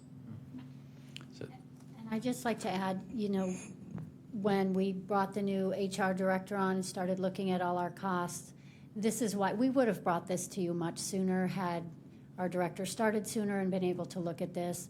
We do realize it was rushed, and if you're not comfortable, we're perfectly comfortable with that.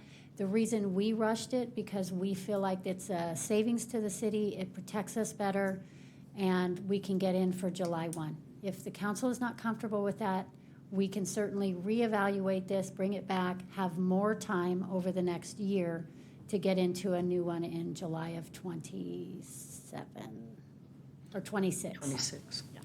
And I will add, I think you really covered the issue well, Mayor, that what this provides is that protection from a huge claim.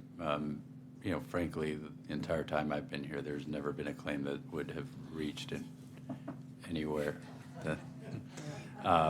But that's what you're gauging if that one massive claim came in. But again, you've operated without it. Okay, council desires. Do you want to send it back? Do you want to go with Sarah? Like I said, I don't want to lock in for a 5-year membership, which if we go to Syria, we're locking in for 5 years. If we wanted just to lower our costs because we're nervous of having to pay a large deductible and we needed to go to the 1 million, I'd be comfortable going this year with PRISM because it doesn't lock us into a long-term plan. What is PRISM? What is it? That's the second one. That's the second one. How many, what's the term? There is no term. There isn't any. So we could go there for a year, leave, and then reevaluate if being in a $5 million deductible is something we're not comfortable with and we want to lower it to $1 million. I think that is the easiest one that we could go to and then reevaluate and look at maybe next year if Syria is the better company to switch over to Syria if we really want to get away from the $5 million deductible and go down to $1 million, because it doesn't lock us in long term. The other one locks us in for 3 years. Is that a motion? I'll make the motion. Okay, there's a motion to go with PRISM for a year with possible reevaluation that would come back to us in a year to see if we stay with PRISM or if we possibly would switch later. That would lower our deductible from $5 million to $1 million. The cost would be a little bit lower on the liability side. I don't know about workers' comp. We don't have anything on the workers' comp. Don't have anything on workers' comp. Is there a second? I'll second. Okay, there's a second. Mayor, can I clarify? So we would have to do the application and see if we could get accepted into PRISM. Is that correct? That is correct. I So don't we know. can do our due diligence, but we can't guarantee that we can get in. So I just want to let you know that we'll do that. But if we can't get in for July 1, I don't know if they'll accept someone in mid-fiscal year. We'll have to check. Yeah, typically they don't accept anyone in at mid-year because they have to do all of their actuaries, and that changes all of the numbers for the people in the pool and what premiums that they pay. So typically they only do it at the beginning of a fiscal year. Okay, then the motion then is to attempt to get into PRISM, apply for it, see if it works. If not, then we stay with Safety National. So there's a motion and a second. Natalie, do you want to do a roll call vote, or do you want to put it on the screen? We'll do a roll call. Okay. Councilmember Lucio? Yes. Councilmember Flores? No. Councilmember Comstock is absent. Mayor Pro Tem Burton? Yes. Mayor Ulloa? Yes. Okay, so it passes 3 yes, 1 no, 1 absent. So we will attempt to get into PRISM. You will let us know. Okay. Thank you. Yes, go ahead, Kurt. So if we are not accepted into PRISM, Then we stay Then with we safety. would remain where we're at now for the next year, and then we'd have plenty of time to reevaluate this later. Is that correct? That's correct. Okay. Yeah, thank you. Okay, we'll move on to item number 23. Approve a new policy for utility connections for the sphere of influence and out-of-boundary service agreements. This is to adopt resolution number 2025-021, amending the sanitary sewer policy to establish criteria for utility service requests within the sphere and out-of-boundary service areas. Staff report this evening will be provided by our Contracts and DIF Administrator, Sylvia Ramos, and our Director of Public Works, Hyjin Lee.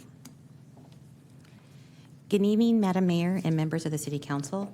Presented this evening for City Council's consideration is a new sewer and water connection policy for evaluating requests to extend utility services beyond the city's boundary.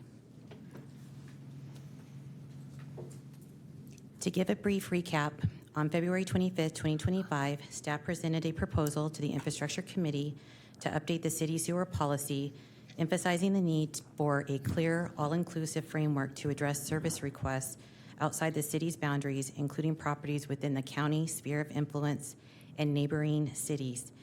The committee supported the direction and recommended that staff proceed with drafting a revised policy.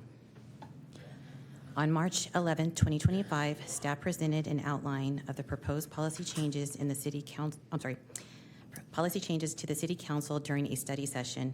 The council provided thoughtful feedback, emphasizing the importance of including provisions that ensure technical feasibility while protecting the economic interests of the city, its residents, and business community. Subsequently, on May 5th, 2025, staff returned to the Infrastructure Committee with a comprehensive draft policy reflecting all the feedback received during the council study session. The committee supported the updated policy and supported staff's recommendation to move forward with the formal adoption by the City Council. Okay, slide 2. The proposed policy includes two distinct components: the sphere of influence. This includes unincorporated areas in San Bernardino County that lie outside the city's current boundaries but are expected to annex into the city in the future. The city is a sole provider of sewer service within the sphere. The second part of the policy is for out-of-boundary service agreements. These apply to properties located within neighboring cities such as Ontario and Chino Hills, where property owners may request to connect to Chino's sewer and water systems. These requests are most common in older, built-out areas along the city's boundaries where infrastructure access is complicated by limited right-of-way constraints, congested utility corridors, and infill project parcels that are often difficult to develop. Next slide. Let's start with utility connections for properties located in the sphere of influence. All sewer connection requests within the sphere are subject to a case-by-case review, whether for a sizable development, tenant improvement, or accessory dwelling unit. No automatic approvals are granted at the staff level, regardless of the property's proximity to existing infrastructure. All requests to connect to the public sewer system require City Council approval, as execution of an irrevocable agreement to annex for sewer service is mandatory, along with subsequent approval from LAFCO prior to connecting. To be eligible for sewer service in the sphere, the subject property must comply with the city's adopted general plan and zoning designations. If a property does not comply, city staff is not authorized to approve any deviation from the adopted plans or codes. The request must first be referred to the Infrastructure Committee for review. Upon the committee's review, the request may be forwarded to the City Council for consideration. The City Council retains exclusive authority to approve any deviations. For example, in 2023, a temple project located at 12594 Roswell, near East End and Walnut Avenue, required a connection to the public sewer system. Upon formal request for public sewer, staff review. Is he okay? He just fell. Good grief. Okay, I'll backtrack a little bit. For example, in 2023, there was a temple project located on Roswell near East End and Walnut Avenue, and they required public sewer. Upon formal request for sewer service, city staff's review revealed that the project did not comply with the city's zoning requirements related to the building heights and setbacks. Rather than deny this request outright, the city approved the sewer connection in exchange for significant public benefit. The developer agreed to design and construct a major sewer extension along Placentia Road to connect to the existing East End sewer line. This new infrastructure not only served the temple, but also provided sewer access to several existing single-family homes along Placentia Road. In this case, it underscores the city's ability to consider reasonable exceptions to zoning requirements when a project delivers a clear public benefit and lasting infrastructure improvements for the broader community. Adopting formal policy guidance will give staff the tools to efficiently evaluate and advance such requests in a timely manner moving into the future. Annexation requirements for contiguous and non-contiguous parcels. Non-sizable projects. So these projects are considered, for projects that are not considered sizable that comply with the city's general plan and zoning requirements, such as tenant improvements, single-family homes, or accessory dwelling units, staff may administratively issue an ability to serve letter if sewer infrastructure exists. These projects, whether on contiguous or non-contiguous parcels, are not required to annex into the city at the time of connection, but may instead enter into an irrevocable agreement to annex. Final approval of the agreement and authorization to connect to city utilities is subject to city council discretion and LAFCO approval. Sizable projects. Sizable projects are residential developments with more than 4 units, and commercial or industrial projects over 10,000 square feet are considered fairly large. These projects, whether on contiguous or non-contiguous parcels, depending on scope and anticipated impacts of the proposed development, the city reserves the right to require annexation as a condition of service, which with all related annexation costs borne by the applicant. However, if annexation is deemed infeasible, the city may allow the project to connect to the public sewer upon execution and recordation of an irrevocable agreement to annex. If infeasibility is determined, infeasibility usually is a substantial financial burden on the property owner or a lack of support from neighboring property owners needed to complete the annexation. Staff will make the initial determination of infeasibility. However, the Infrastructure Committee and City Council hold final authority. Additionally, the Infrastructure Committee must review all requests for sizable projects, and they are the ones who authorize staff to issue the ability to serve letter, provided that their project fully complies with all the general plan and zoning requirements. However, if deviations from adopted plans and zoning standards are requested, the committee will evaluate and acknowledge those deviations before the request goes to the City Council.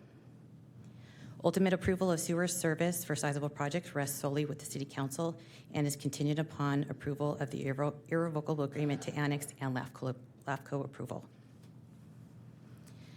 Accessory dwelling units are exempt from connecting to the sewer, even if it's available when it's fronting their home.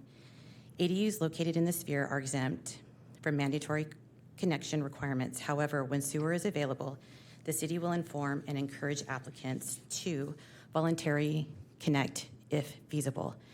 If an ADU owner elects to connect, staff may issue an ability to serve letter regardless of the property's zoning consistency. While the city does not require their primary residents to connect at the same time, in practice, it is uncommon for the primary unit to remain on septic once a sewer lateral is being trenched for the ADU. In most cases, a property owner elects to connect both the ADU and primary residents concurrently using the same connection. Final approval of the sewer connection remains subject to City Council approval and discretion, and the property owner is required to enter into an irrevocable agreement to annex for the ADU and the primary residence. Okay, next slide. Now let's discuss out-of-boundary service agreements for sewer and water service to properties located outside the city's limits for cities such as Chino Hills in Ontario. All out-of-boundary utility connection requests are subject to case-by-case review. Any request to connect to the city's public sewer or water systems requires City Council approval and the execution of an out-of-boundary service agreement. Additionally, approval from LAFCO is required prior to any physical connection to the city infrastructure. The extension of services by the city shall be considered an extraordinary measure and will only be granted when the City Council determines that no other reasonable, feasible alternative exists for the property to connect to sewer or water. The requested service extension is technically feasible. The extension will not adversely impact existing or planned infrastructure, and the service extension will not create significant impacts on the economic interests of the city, its residents, or businesses. Each request will be reviewed on a case-by-case basis and undergo a feasibility analysis, and each request requires infrastructure committee oversight. The committee may recommend issuance of an ability to serve letter. The letter will include an acknowledgement stating that the requesting municipality understands its applicant assumes certain risks when proceeding with projects that rely on out-of-boundary sewer or water service. Final authority to approve, deny any service extension request shall rest solely with the City Council, and no connection shall be permitted unless the City Council grants final approval. Lastly, cost participation and the applicant's obligations. The applicant or developer shall be solely responsible for all costs associated with constructing the necessary service line or laterals to establish the connection to the city's utility line. If future downstream upsizing or replacement of existing city-owned utility infrastructure is required to accommodate increased capacity needs resulting from the project, the applicant shall provide a one-time lump sum fair share contribution towards the cost of such improvements, or construct a fund or construct or fund another public benefit that directly is triggered by the development located in close proximity to the project site and situated within the city of Chino proper as determined by the city. The applicant shall also be responsible for the payment of all applicable development impact fees and required pass-through fees to IEUA in accordance with the prevailing fee schedules and agency requirements. Therefore, it's staff's recommendation that the City Council approve the updated sewer and water connection policy, which consolidates and formalizes requirements for the sphere of influence and out-of-boundary service agreement. This concludes my report, and I'd be happy to answer any questions you may have. Okay, is there anyone in the audience that would like to address the council on item number 24? Okay, seeing, we'll turn it over to council comments. Any comments from council members or questions? I have some, of course.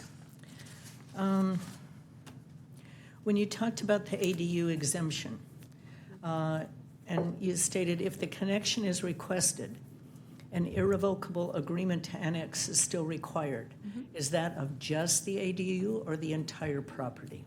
It could be the ADU. We've had irrevocable agreements that came in that the City Council's approved in the past. The only difference now is that the state restricts us from requiring them to connect. So anybody connecting to the public sewer that's in the sphere is required to enter, the property owner, enter into the agreement. Okay, but it makes no sense to only require the ADU to sign an irrevocable agreement because it's part of a piece of property. I apologize. It's a property owner who enters into the irrevocable So it agreement. has to be for the entire piece of property? Correct. Okay. It's just the ADU that triggers the agreement. Okay. Second, on the out-of-boundary service agreements, I've got a real issue with repeatedly you have in there that the committee oversight, the infrastructure committee, may recommend in issuance of an ability to serve letter, but then it has to come to the City Council for approval. I don't want to put the infrastructure committee and the City Council at odds. And doing that, you could potentially set up a circumstance where the committee says yes and issues the will serve letter, just like we had with staff down at a south area of the city, where then the council says, no, we're not going to do that. Sure. So I think my recommendation would be that the infrastructure committee make a recommendation to the council to accept and issue a will serve letter, but that not that the committee issue that letter without knowing that the council's going to accept the project. Because you're setting up a for sure conflict, I think. Okay, sounds good. Okay. Thank you. Let's see. Okay, those were my concerns. Any? Okay. With those changes, then I would recommend a motion and a second for approval of item number 24. And if No, 23. I'm sorry. Fred? Yeah, if I may clarify, so in the resolution, would be at page 2 where it says, Section A, the second sentence says the Infrastructure Committee may authorize issuance of an ability to serve letter. It would say may recommend to the council authorization of a issuance of Yes. a will serve letter, and I believe that shows up in another place. It's in several places. Yeah, so just to clarify, the resolution would be revised to Wherever it says that they'll do it and then the council follows up, it has to be a recommendation of the council for the will serve letter. And then make sure on an ADU, it's the entire property, not just the ADU. Now, I will clarify this. There has been times where staff makes a recommendation for something and the committee doesn't agree, and we say, we don't agree, but you're more than welcome to take it to the council. I don't think it's going to pass, and that's happened where they've taken it to the council anyway. So, it doesn't necessarily get out of the committee with our support. Right. So, No, I understand. okay. So in that circumstance, it'd be It would a come to the council. recommendation from the Infrastructure Committee not to support the Yeah. will serve. Yep. Okay. I just don't want to set up a potential conflict. Sounds good. Okay, we have a motion from Mayor Pro Tem Burton, second from Councilman Lucio. Please vote. Item passes 4 yes with 1 absent, that being Karen Comstock. Item number 24, consideration to admit City of Chino Hills as a new member of the Animal Resources Center of the Inland Empire. Staff report by Jackie Melendez, our Assistant City Manager.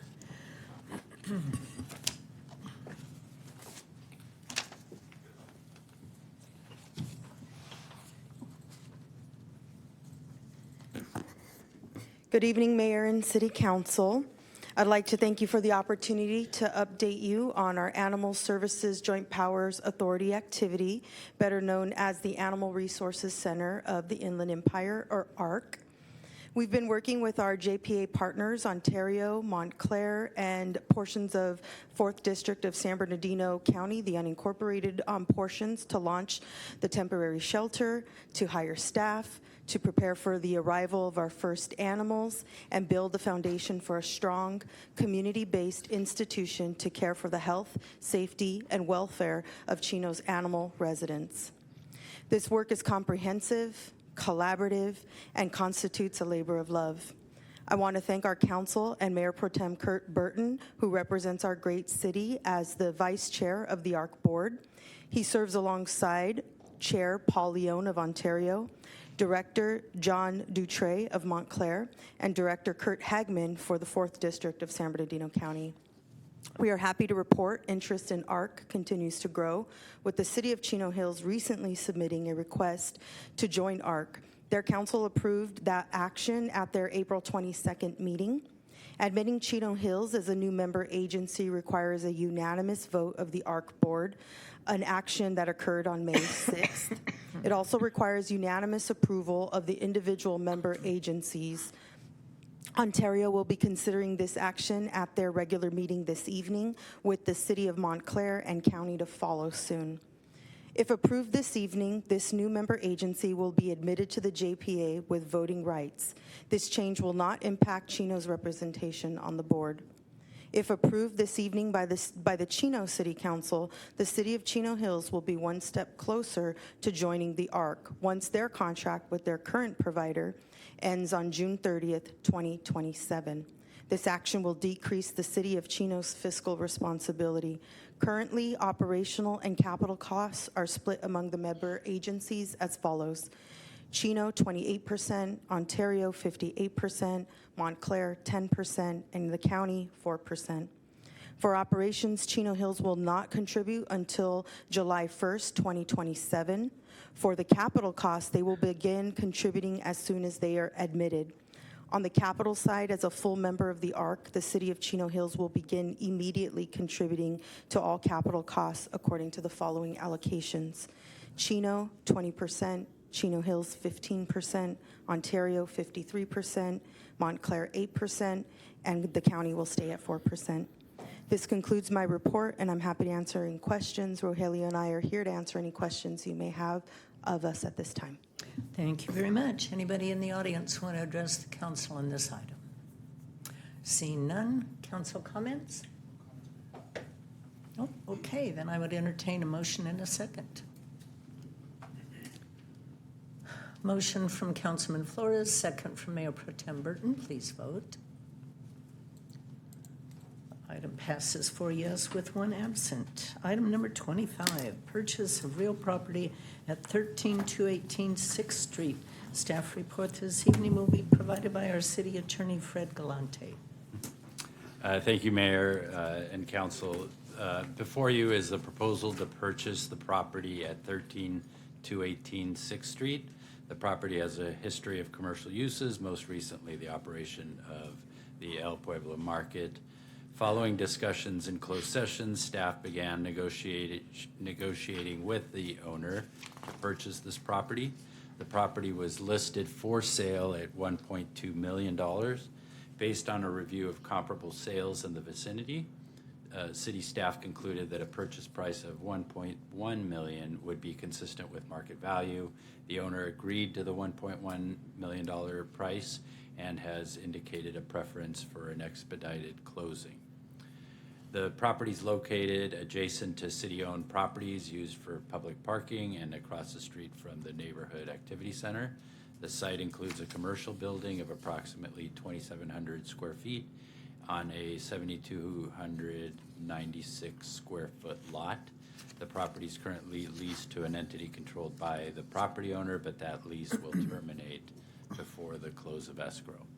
The property has a general plan land use designation of public and is currently zoned public P. The designations are described as primarily intended for public uses or institutions, including civic centers and related uses, and support government, civic, cultural, recreation, health, and infrastructure aspects of the community.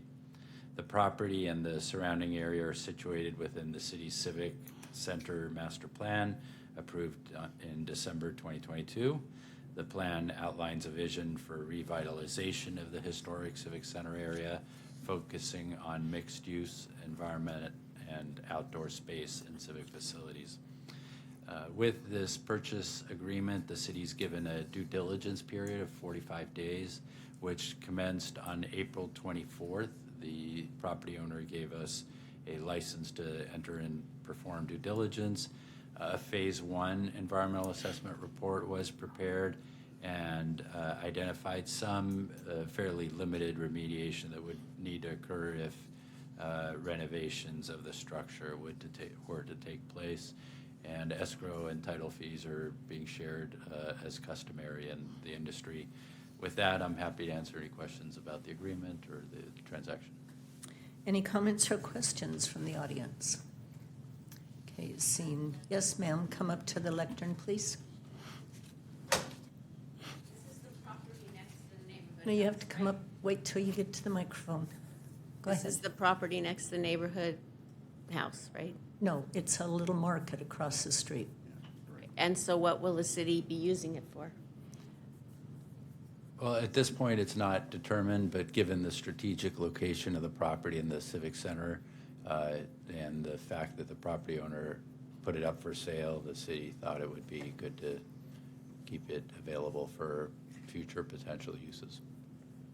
We have a master plan, the Civic Center master plan, and it will require us to implement that master plan. It will require us to acquire several properties around this area in order to make the master plan come to fruition. So it came up available for sale, and if it's sold and something built there that doesn't fit in the master plan, then we'd kind of be back to square one. Okay, thank you. Mm-hmm. Any comments, other comments from the audience? Questions or comments from council? Okay, then I would recommend a motion and a second for approval. We have a motion from Councilman Flores, second from Councilman Lucio. Please vote.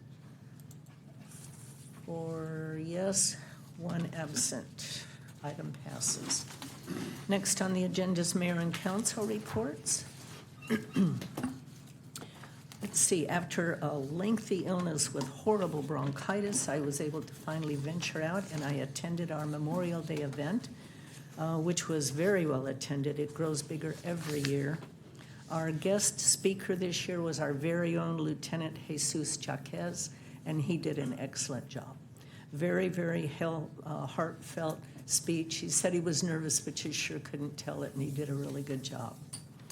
On Tuesday, May 27th, Councilman Lucio and I conducted interviews for the position of our Community Services, Parks and Recreation Commissioning opening. On Thursday, May 29th, City Manager Reich and I attended the West End Mayor's Roundtable, where topics of mutual concern were discussed. Friday, May 30th, I attended a tour of CIM with other dignitaries, along with Chino police personnel and others.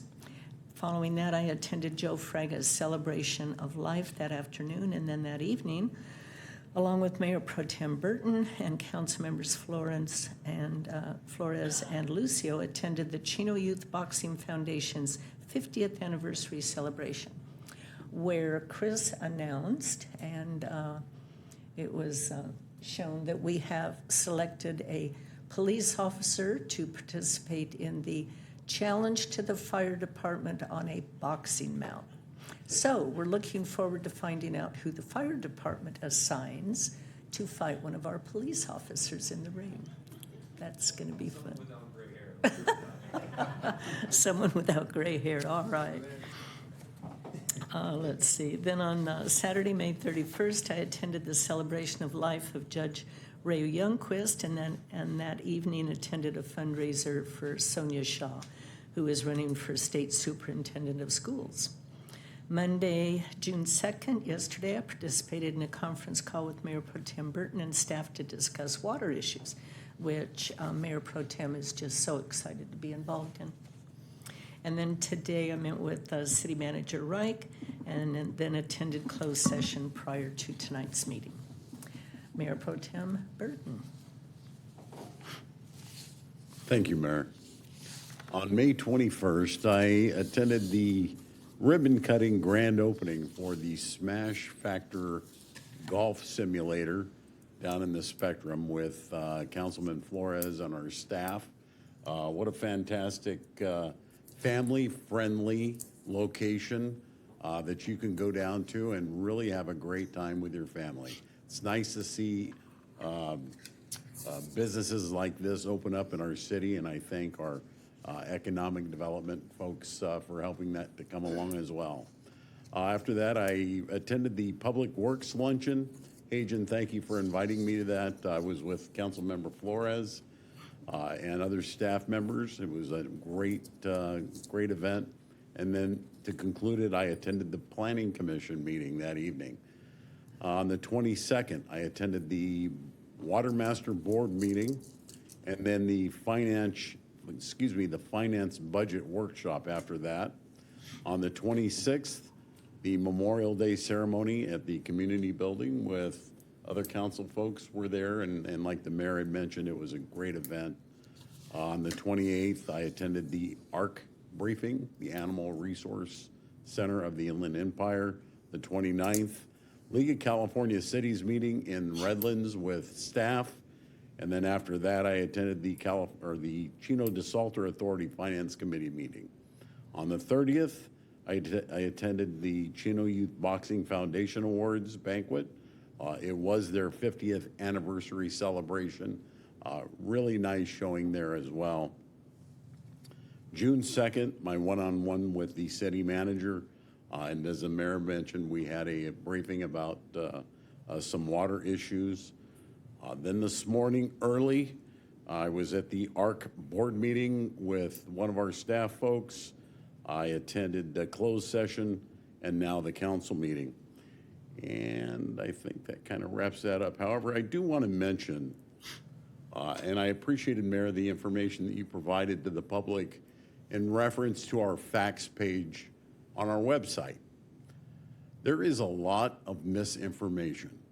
And we had somebody come up this evening and make a comment about them versus us.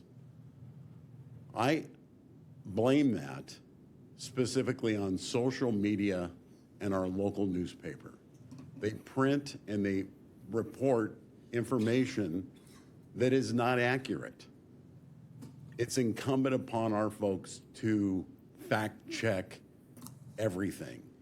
Just because it's a newspaper, folks, doesn't mean that it's true. Because you see it on social media doesn't mean that it's true. Fact check, please. Do your homework. Get on our webpage. If it doesn't provide you with the answer to your question, pick up the phone and call one of our staff folks or send me an email, and I will definitely get in touch with you and provide you with the truth behind everything. But I would agree that there is a kind of a us versus them out there right now, and it's so unfortunate because it doesn't need to be there. People have their own agendas, and they're going to just stir the pot whenever they can. So I would challenge you folks to please do your homework, fact check everything that you see, no matter how little it is, and get the real story. And Mayor, that concludes my report. Thank you. Okay, thank you. Councilman Flores.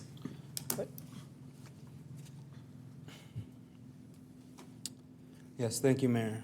You know, I have written on here a couple things, and Linda, I just want to thank you for some of your comments tonight, some of the questions you proposed. We can definitely use more of that. But I will agree with Mayor Pro Tem, the them versus us. I think that's just one area where I disagree, and I'll just leave it at that. Jerry Rowe, happy birthday.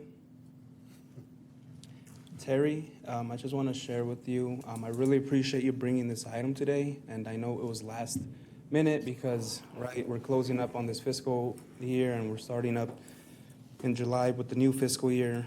What I truly appreciate is just, you know, the efforts from you and your team for these cost-saving measures, and I would highly encourage our other departments to, you know, bring forth some of those ideas as well, right, cost-saving measures.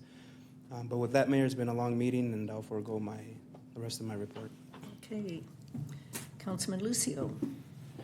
Yeah, on the 22nd, I attended the Finance Budget Workshop. On the 26th, the American Legion Memorial Day Service.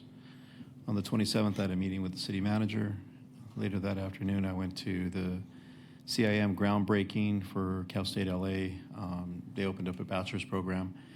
They want to have a cohort of 70 people, but I think they have right now a little over 60. They're going to break it up into two groups, but they're going to be kind of giving them or gearing them towards a liberal arts type of degree. The facility is beautiful. It was all done in-house by their staff. It was a condemned building that they had. It was a modular that was outside of a sea yard. They revamped it, redid it. They got some money from some grants.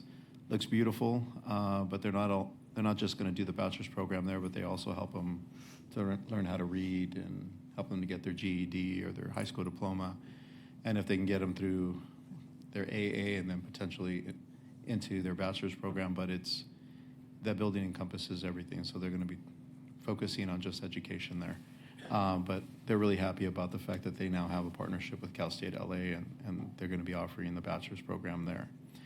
Later on that day, I did the interviews with the mayor for the Community Service Commission.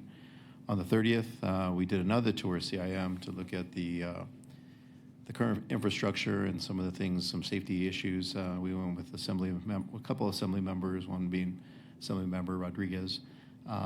So we got a good tour of that facility. The facility's old.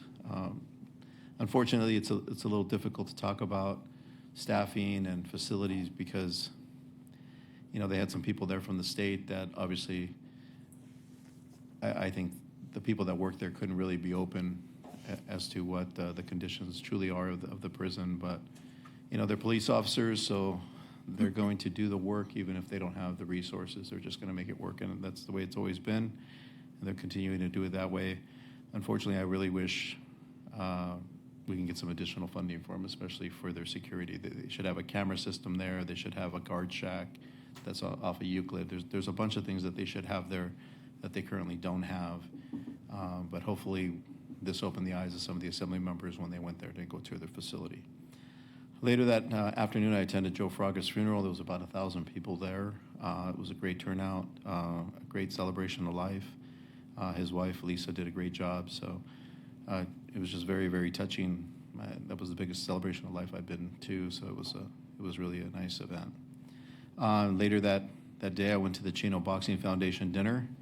Then I was invited to bring my son, my 12-year-old, to the boxing gym, and I took him there yesterday, and I will say it was a very tough class for him.